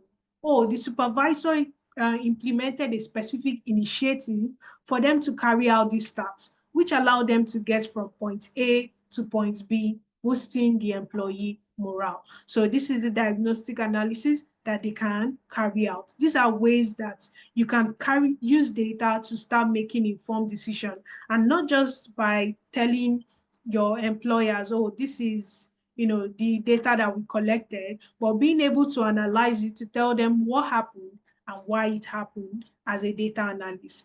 Now, as a HR professional, A HR professional is an individual that analyzes people data, such as hiring trends, employee performance, to advise HR policies and strategies.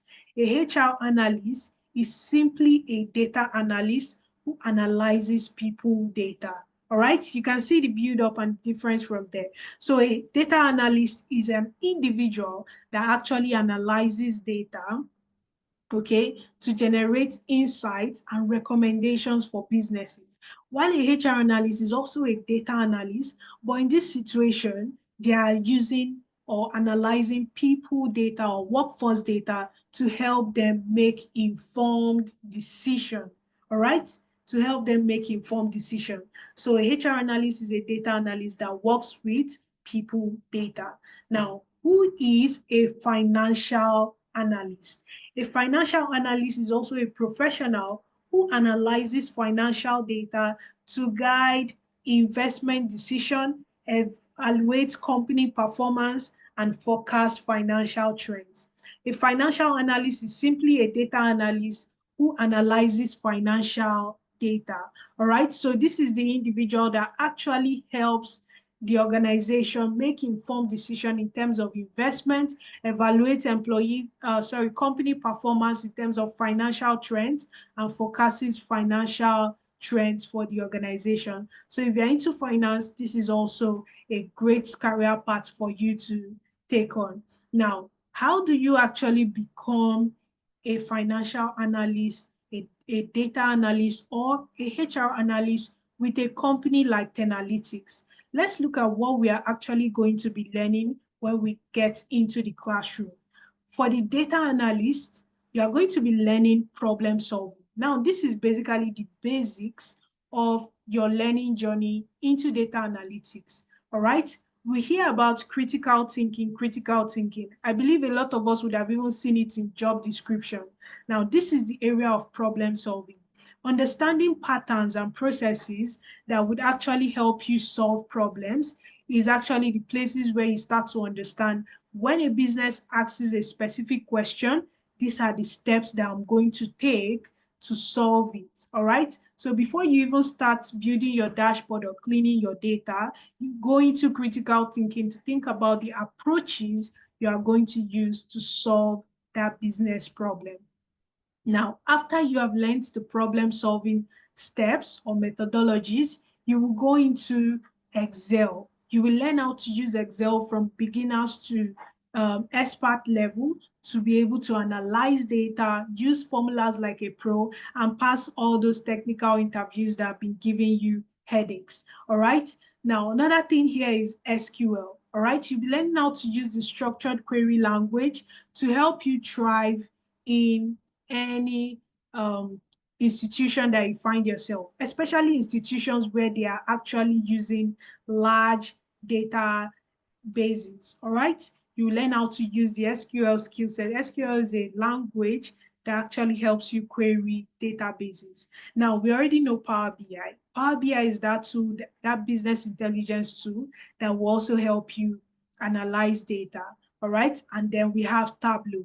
All right, Tableau is also a business intelligence tool, and it is used to analyze data. Now, the reason why we have both business intelligence tools is because a lot of companies do use both tools, and it is necessary for you to master them, or at least have a good knowledge or standard knowledge of these tools to be able to stand out in the job market. And at Tenalytics, we are all about your success. All right. So now another thing we also let you in on is data storytelling. Imagine you're standing in front of stakeholders and they're asking you questions about your dashboard, right? Understanding how to carry them along from beginning to end would actually go a long way for your stakeholders to see value in the work that you've done. If you don't know how to interpret the dashboard that you built, it's going to be very difficult to stand in front of your stakeholders to tell them exactly what you've discovered in your data. At Tenalytics will show you how to make your data story present efficiently and capture your audience attention. All right. Now, we all know that AI is the new thing in the tech industry, and there's no going forward without AI. I mean, AI is a tool of its own, and we can also perform exactly what AI can do. But trust me, those individuals or tech professionals or data analysts that are leveraging AI will stand out above those that are not leveraging AI. So at Analytics, want to make sure that you go along with trends that are happening in the industry. You look at how to use ChatGPT to analyze your data and analyze it efficiently. Now, Microsoft Fabric is also an amazing tool that you'll be learning how to use. All right, all of these tool sets are going to prepare you for that job market that you want to dive into, or come out successful at the end of the day. Now that we've looked at all of these tools that we're going to be learning, I want us to know that our classes for this program are basically on Saturdays. On Saturdays, we have two classes, the morning session and the evening session. Now, the morning session lasts from 11 a.m. to 2 p.m. WAT every Saturday. Okay, this is much more convenient for those in the EU, UK, or Africa. Now, the evening session, which starts from 6 p.m. to 9 p.m. WAT, and also equivalent to 10 a.m. to 1 p.m. Mountain Standard Time Saturday for those in Canada and the US. All right, this would be a good time for you to also tune in and learn one or two things from your live classes. Now we have the Sunday self-paced learning, where you have access to watch me do it videos to teach you some basics that would actually carry you through your class hours. All right, so once you learn those basics, you come into class and you work on real life case studies that would actually enhance the skill sets that you've done. All right, working on real life case studies that will help you solve problems, just like detectives. I mean, a lot of us here like solving mysteries, right? So we would be doing that in class as well, having different business cases from diverse industries. And we'll be seeing how we can use data how we can use data analytics skill sets to dissect them, create insights, and give informed recommendations to diverse businesses in different industries. All right. So again, this program's timeline is for 8 months. We have 6 months of learning in class and 2 months of internship. All right, 6 months of learning in class and 2 months of internship. All right, and we can see here at the top of our screen what a data analyst makes. So on average, a data analyst actually makes in UK about $45,456, pounds, and in Canada, Canadian dollars, they make an average. This is not the highest amount. This is on average. So there are higher amounts, okay? On average, in Canada, they make $71,755, and in the US, they make 86,744 on average. Imagine that, right? And this is just the base salary and not even benefits and other things that comes with all of this, right? So think about that life-changing opportunity, all right? And you get to work normal hours and relax at the end of the day, have paid time off and time with all the friends and families that you care about. Now, aside from data analytics, we also have similar patterns with our HR analytics program.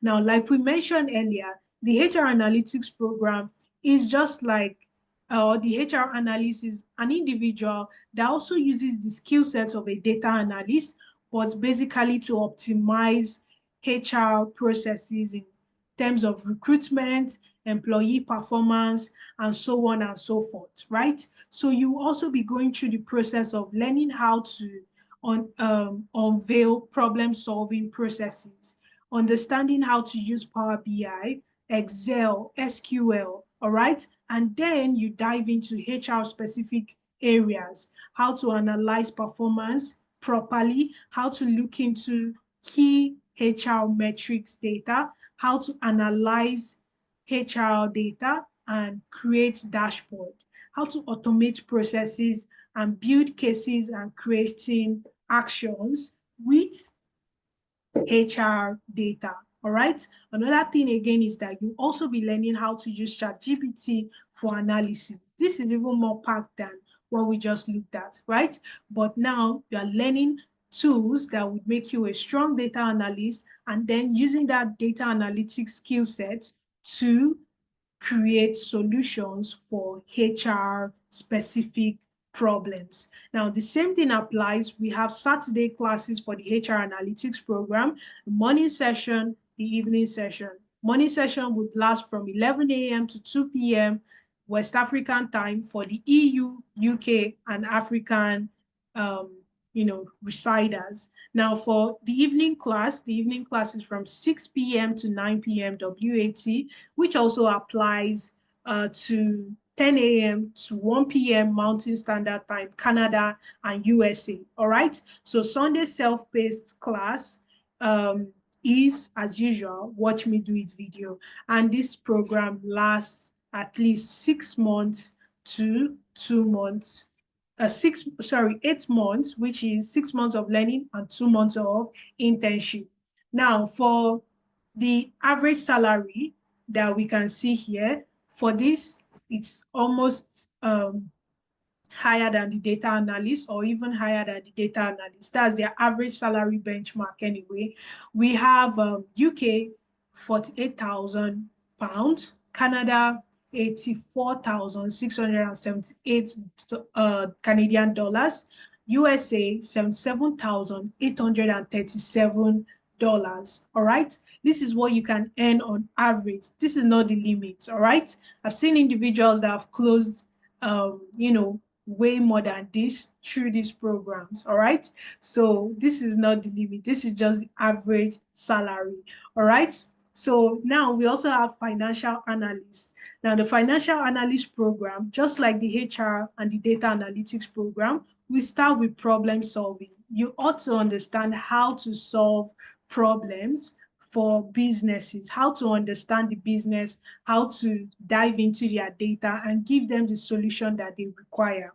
All right. After you've understood these methodologies, you go ahead with your Excel, Power BI, SQL, and then dive into accounting fundamentals, where you also move on to financial analysis, financial modeling, evaluation, and sensitivity and scenario analysis. Okay, we'll also look at the AI part of things, leveraging ChatGPT for analysis. All right, these are all the key areas that you'll be learning when you get into the program. Again, this is also scheduled for Saturday. All right, the live classes are scheduled for Saturday. So you'll be learning on Monday, in the morning, 11 a.m. and 2 p.m. to 2 p.m. for UK, EU, and African residers. In the evening, 6 p.m. to 9 p.m. And for those in Canada and US, that will be 10 a.m. to 1 p.m. MST, Mountain Standard Time.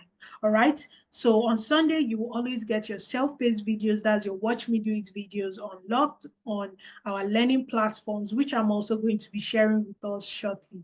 Now, financial analysts, as the name implies, are money magnets. So their average salary starts from £51,091. For Canada, it has 72,925 Canadian dollars, and for US, 79,478 pounds. All right. So if you're a finance professional or someone interested in finance, this is definitely a career path for you to transition into tech. All right. So now that we've established this, let's also look at some of the learning environment that we'll be using. I mean, we've talked about live classes and self-paced classes. So let's see what we are going to be making use of. So the first thing we have here is the LMS. The LMS is the learning management platform where we have our self-paced videos. Now, these videos are to guide us into true basics in our learning journey. How do we use this? What does this stand for?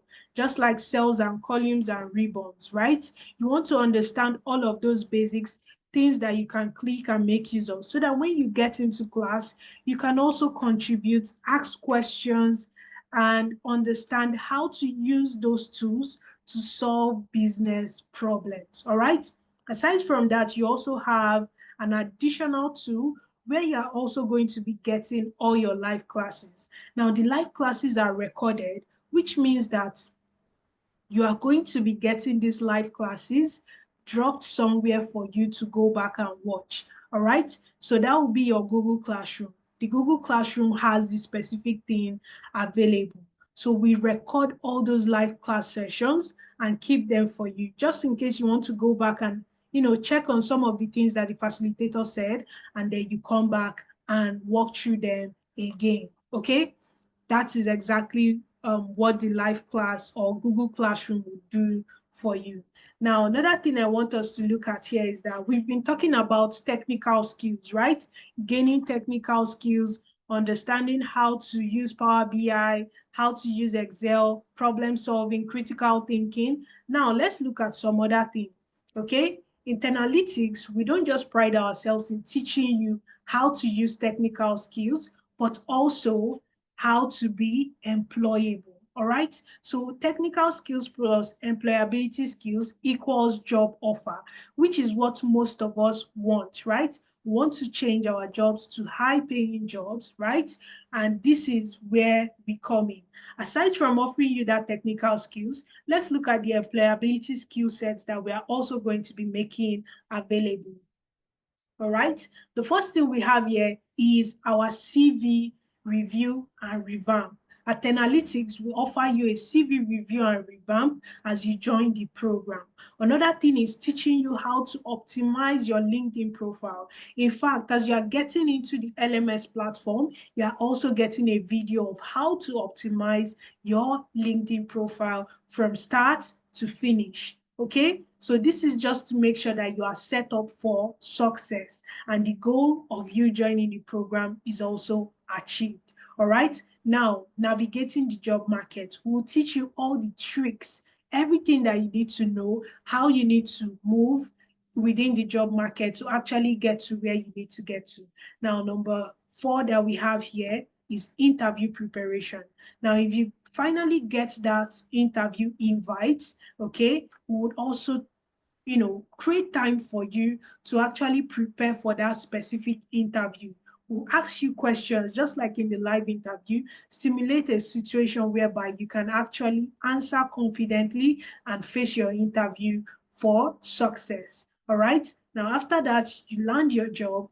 Okay. After you've gone through your interview process and you land that job, we offer referral letters as well. All right. Because Tenalytics actually allows you to put them as your work experience. I mean, you're going to be working on a lot of hands-on projects from diverse industries, and that is enough to, give you credit as a fully experienced individual. All right.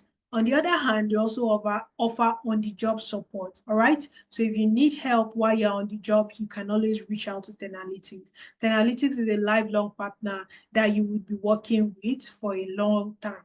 All right. Now we have the weekly mentorship program, where you have different individuals coming in to showcase how they have succeeded through the program, and individuals that would, even recruiters that would come in to tell you what is currently going on in the job market and how you can leverage those situations to also help you land jobs. So as situations are coming in or as changes are coming in, we're getting these individuals to tell you exactly what to do, what the shift is, and how you can position yourself for success. Now, for those individuals that are interested in Upwork optimization, this is an amazing place that you can also learn how to optimize your Upwork profile and make a, land better clients and, start getting those gigs in the tech ecosystem.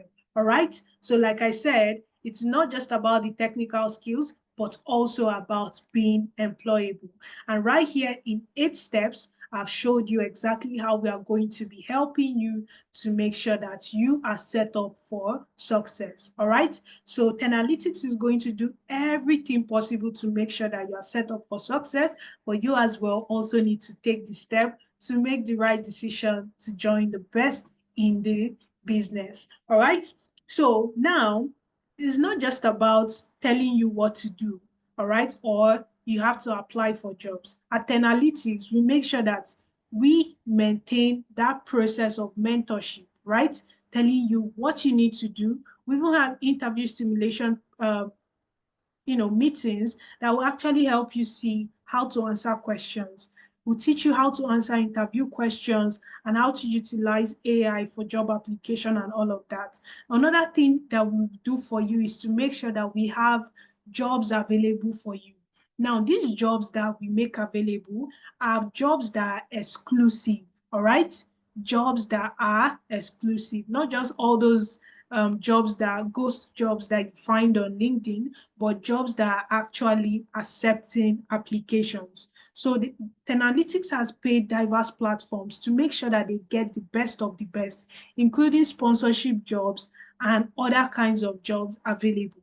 So once you pay, you get access to all of these things within the Tenalytics ecosystem, all right? You get access to the jobs, okay? So you don't even have to stress, go to LinkedIn and start looking for all those jobs. You have them within your classroom, all right? That's how easy it's going to be, all right? And all you have to do is just click the link and apply, all right? Now, how do we make sure that we actually land those jobs that we are seeing here? I've mentioned how we are going to work on project-based projects within this training program, right? So the first thing you are going to do after you complete your program or while you are going through your program is actually to build an amazing portfolio. And as you can see here, there are a lot of individuals that have built amazing portfolios based on the program that they have worked on. All right, so I can see Opemipo right here. Let me just go ahead and click on that. Okay, Opemipo. So let's just look at what this student has done so far and review their portfolio. All right, so if you as a recruiter come in and you see Opemipo's profile where he has stated his experience properly, how he has a strong proficiency in Microsoft Excel, Power BI, SQL, and even financial modeling, because this individual is a proud graduate of the financial analytics program, right? Now you look at the job experience, things that this individual has actually achieved. You can see the financial model he has built and everything's properly structured, all right? All the projects are leveraged here. Don't worry, you are going to see how you can build all of these things as well for yourselves, okay? So you're not just doing this, I'm not just showing you this based on an individual point of view, but what Tenalytics can actually help you achieve, all right? So you can see all of these projects here. That is exactly what you're going to be able to achieve, okay? So we have all of that right here. You see all the portfolios that we have on the slides as well, all right? You can also go ahead and check them out to see what they've done. Now, aside from having a great portfolio, now this is actually going to help you gain the right experience that you need.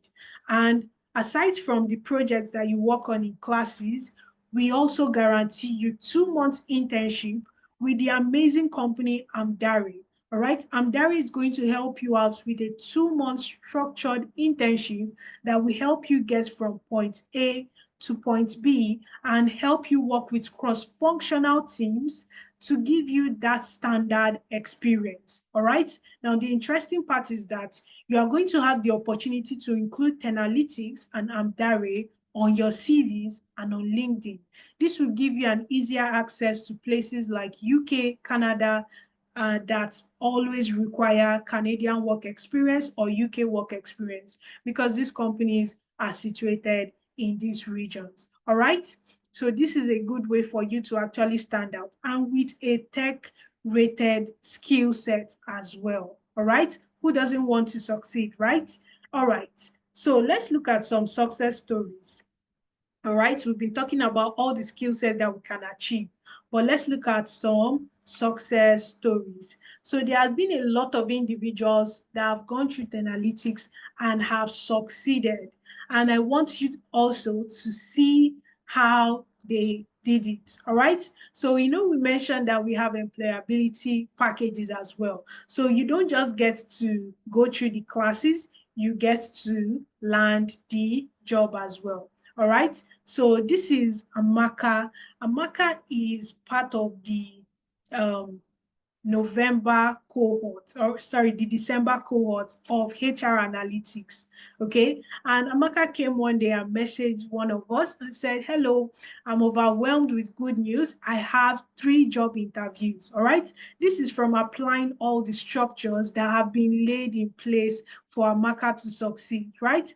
Now, from not being out of a job for 6 months to having 3 job interviews just like that. Right.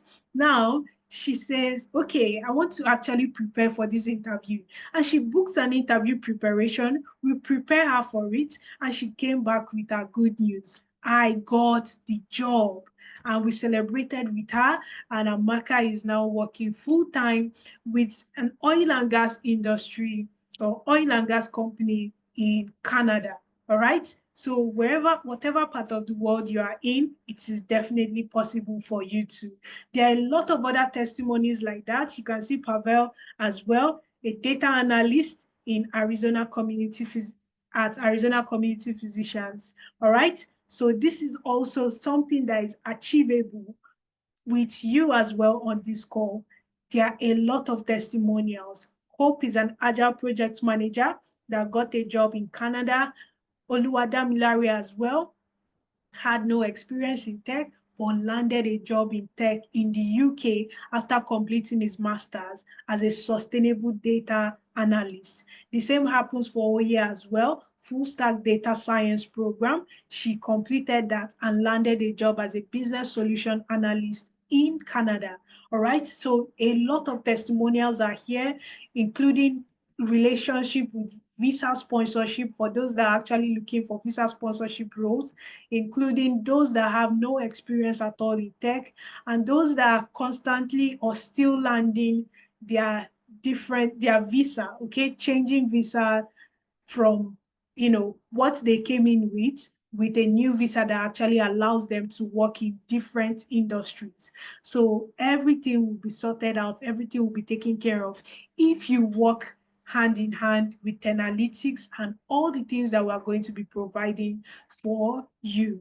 All right. So this is just a lot of testimonials. You can click on the links once you get the materials to watch amazing testimonials about how these individuals successfully landed jobs in different programs that we have.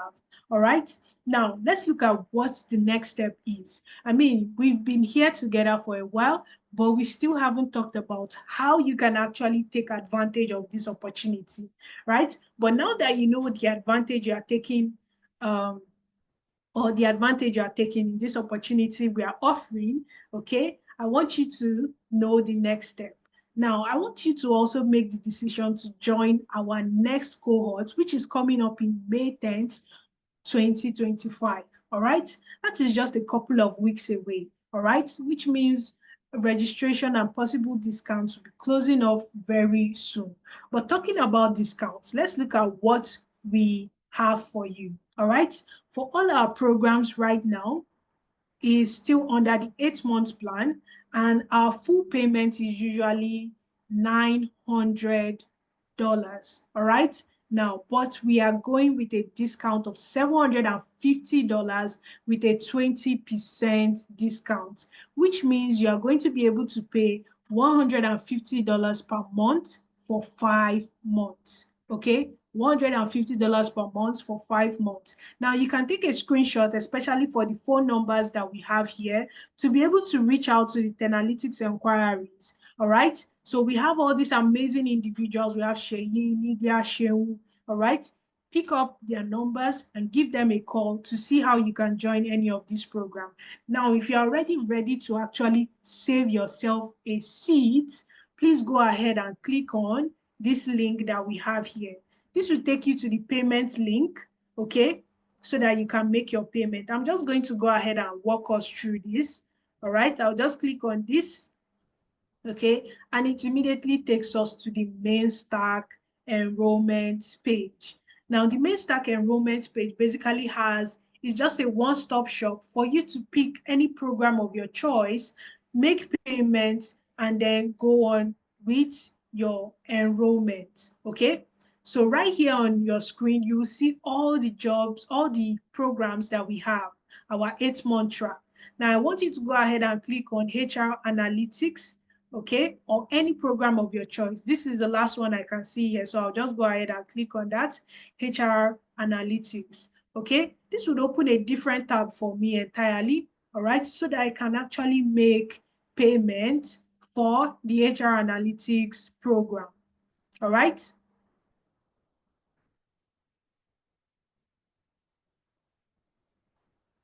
All right. So now what makes this even very, very possible is the fact that you get to pay in, you get to pay in trenches, right? You get to pay in trenches. Now we still have 11 seats available, which means that you can still take advantage of that discount, all right? So here, if you pay once, okay, you get to go home with $700 at once. Now you can also decide the amount of money you want to pay for each of these trenches, right? If you want to go for the 2-time payment, you also have the $700 available to you. Now, we also have other payments options here where you can pay 3 times, okay?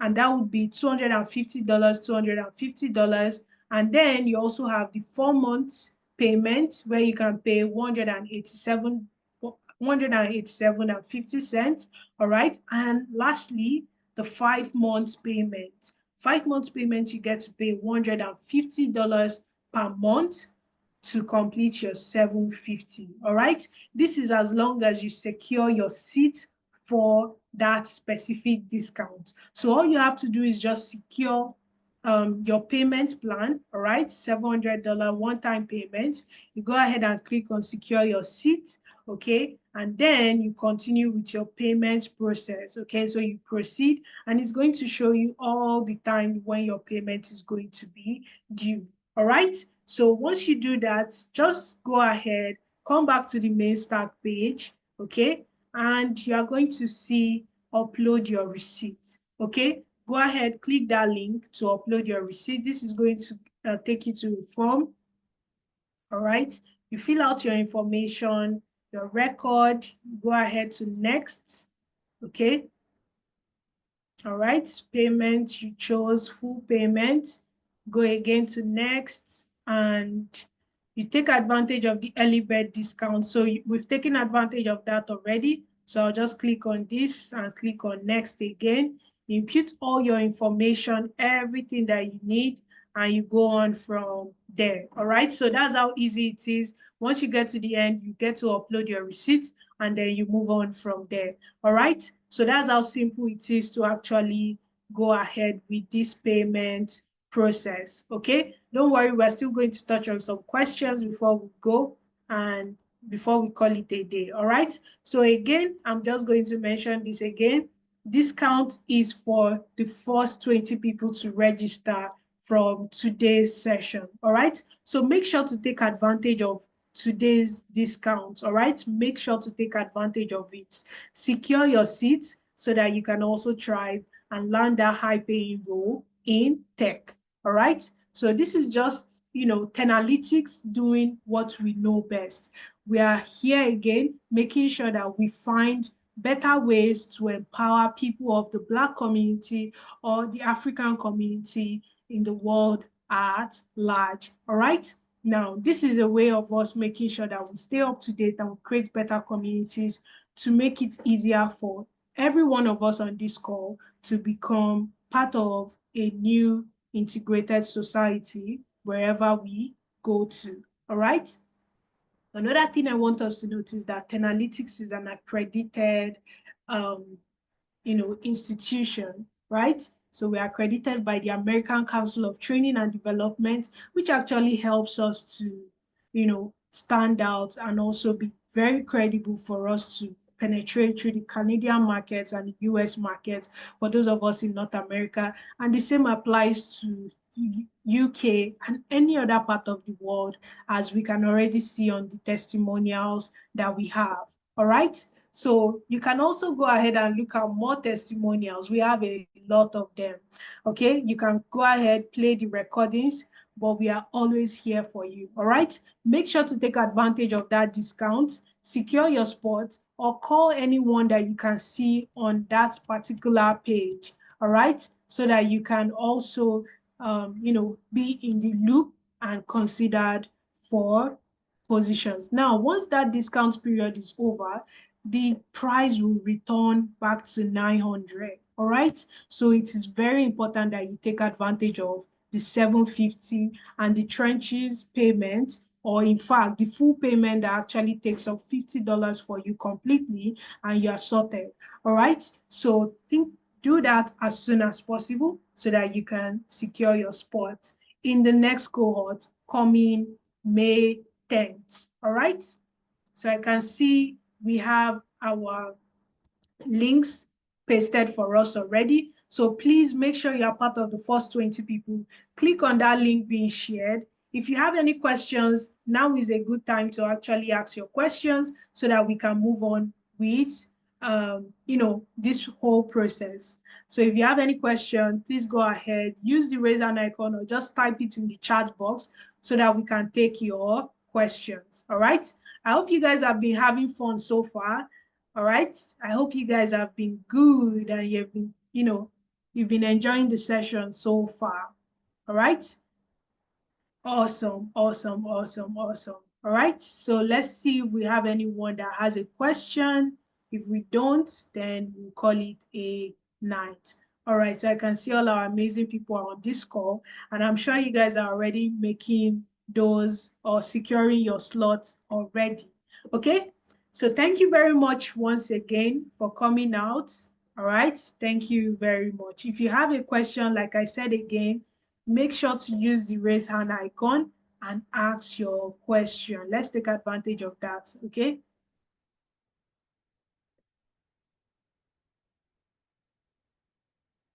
All right, thank you very much, Trisha.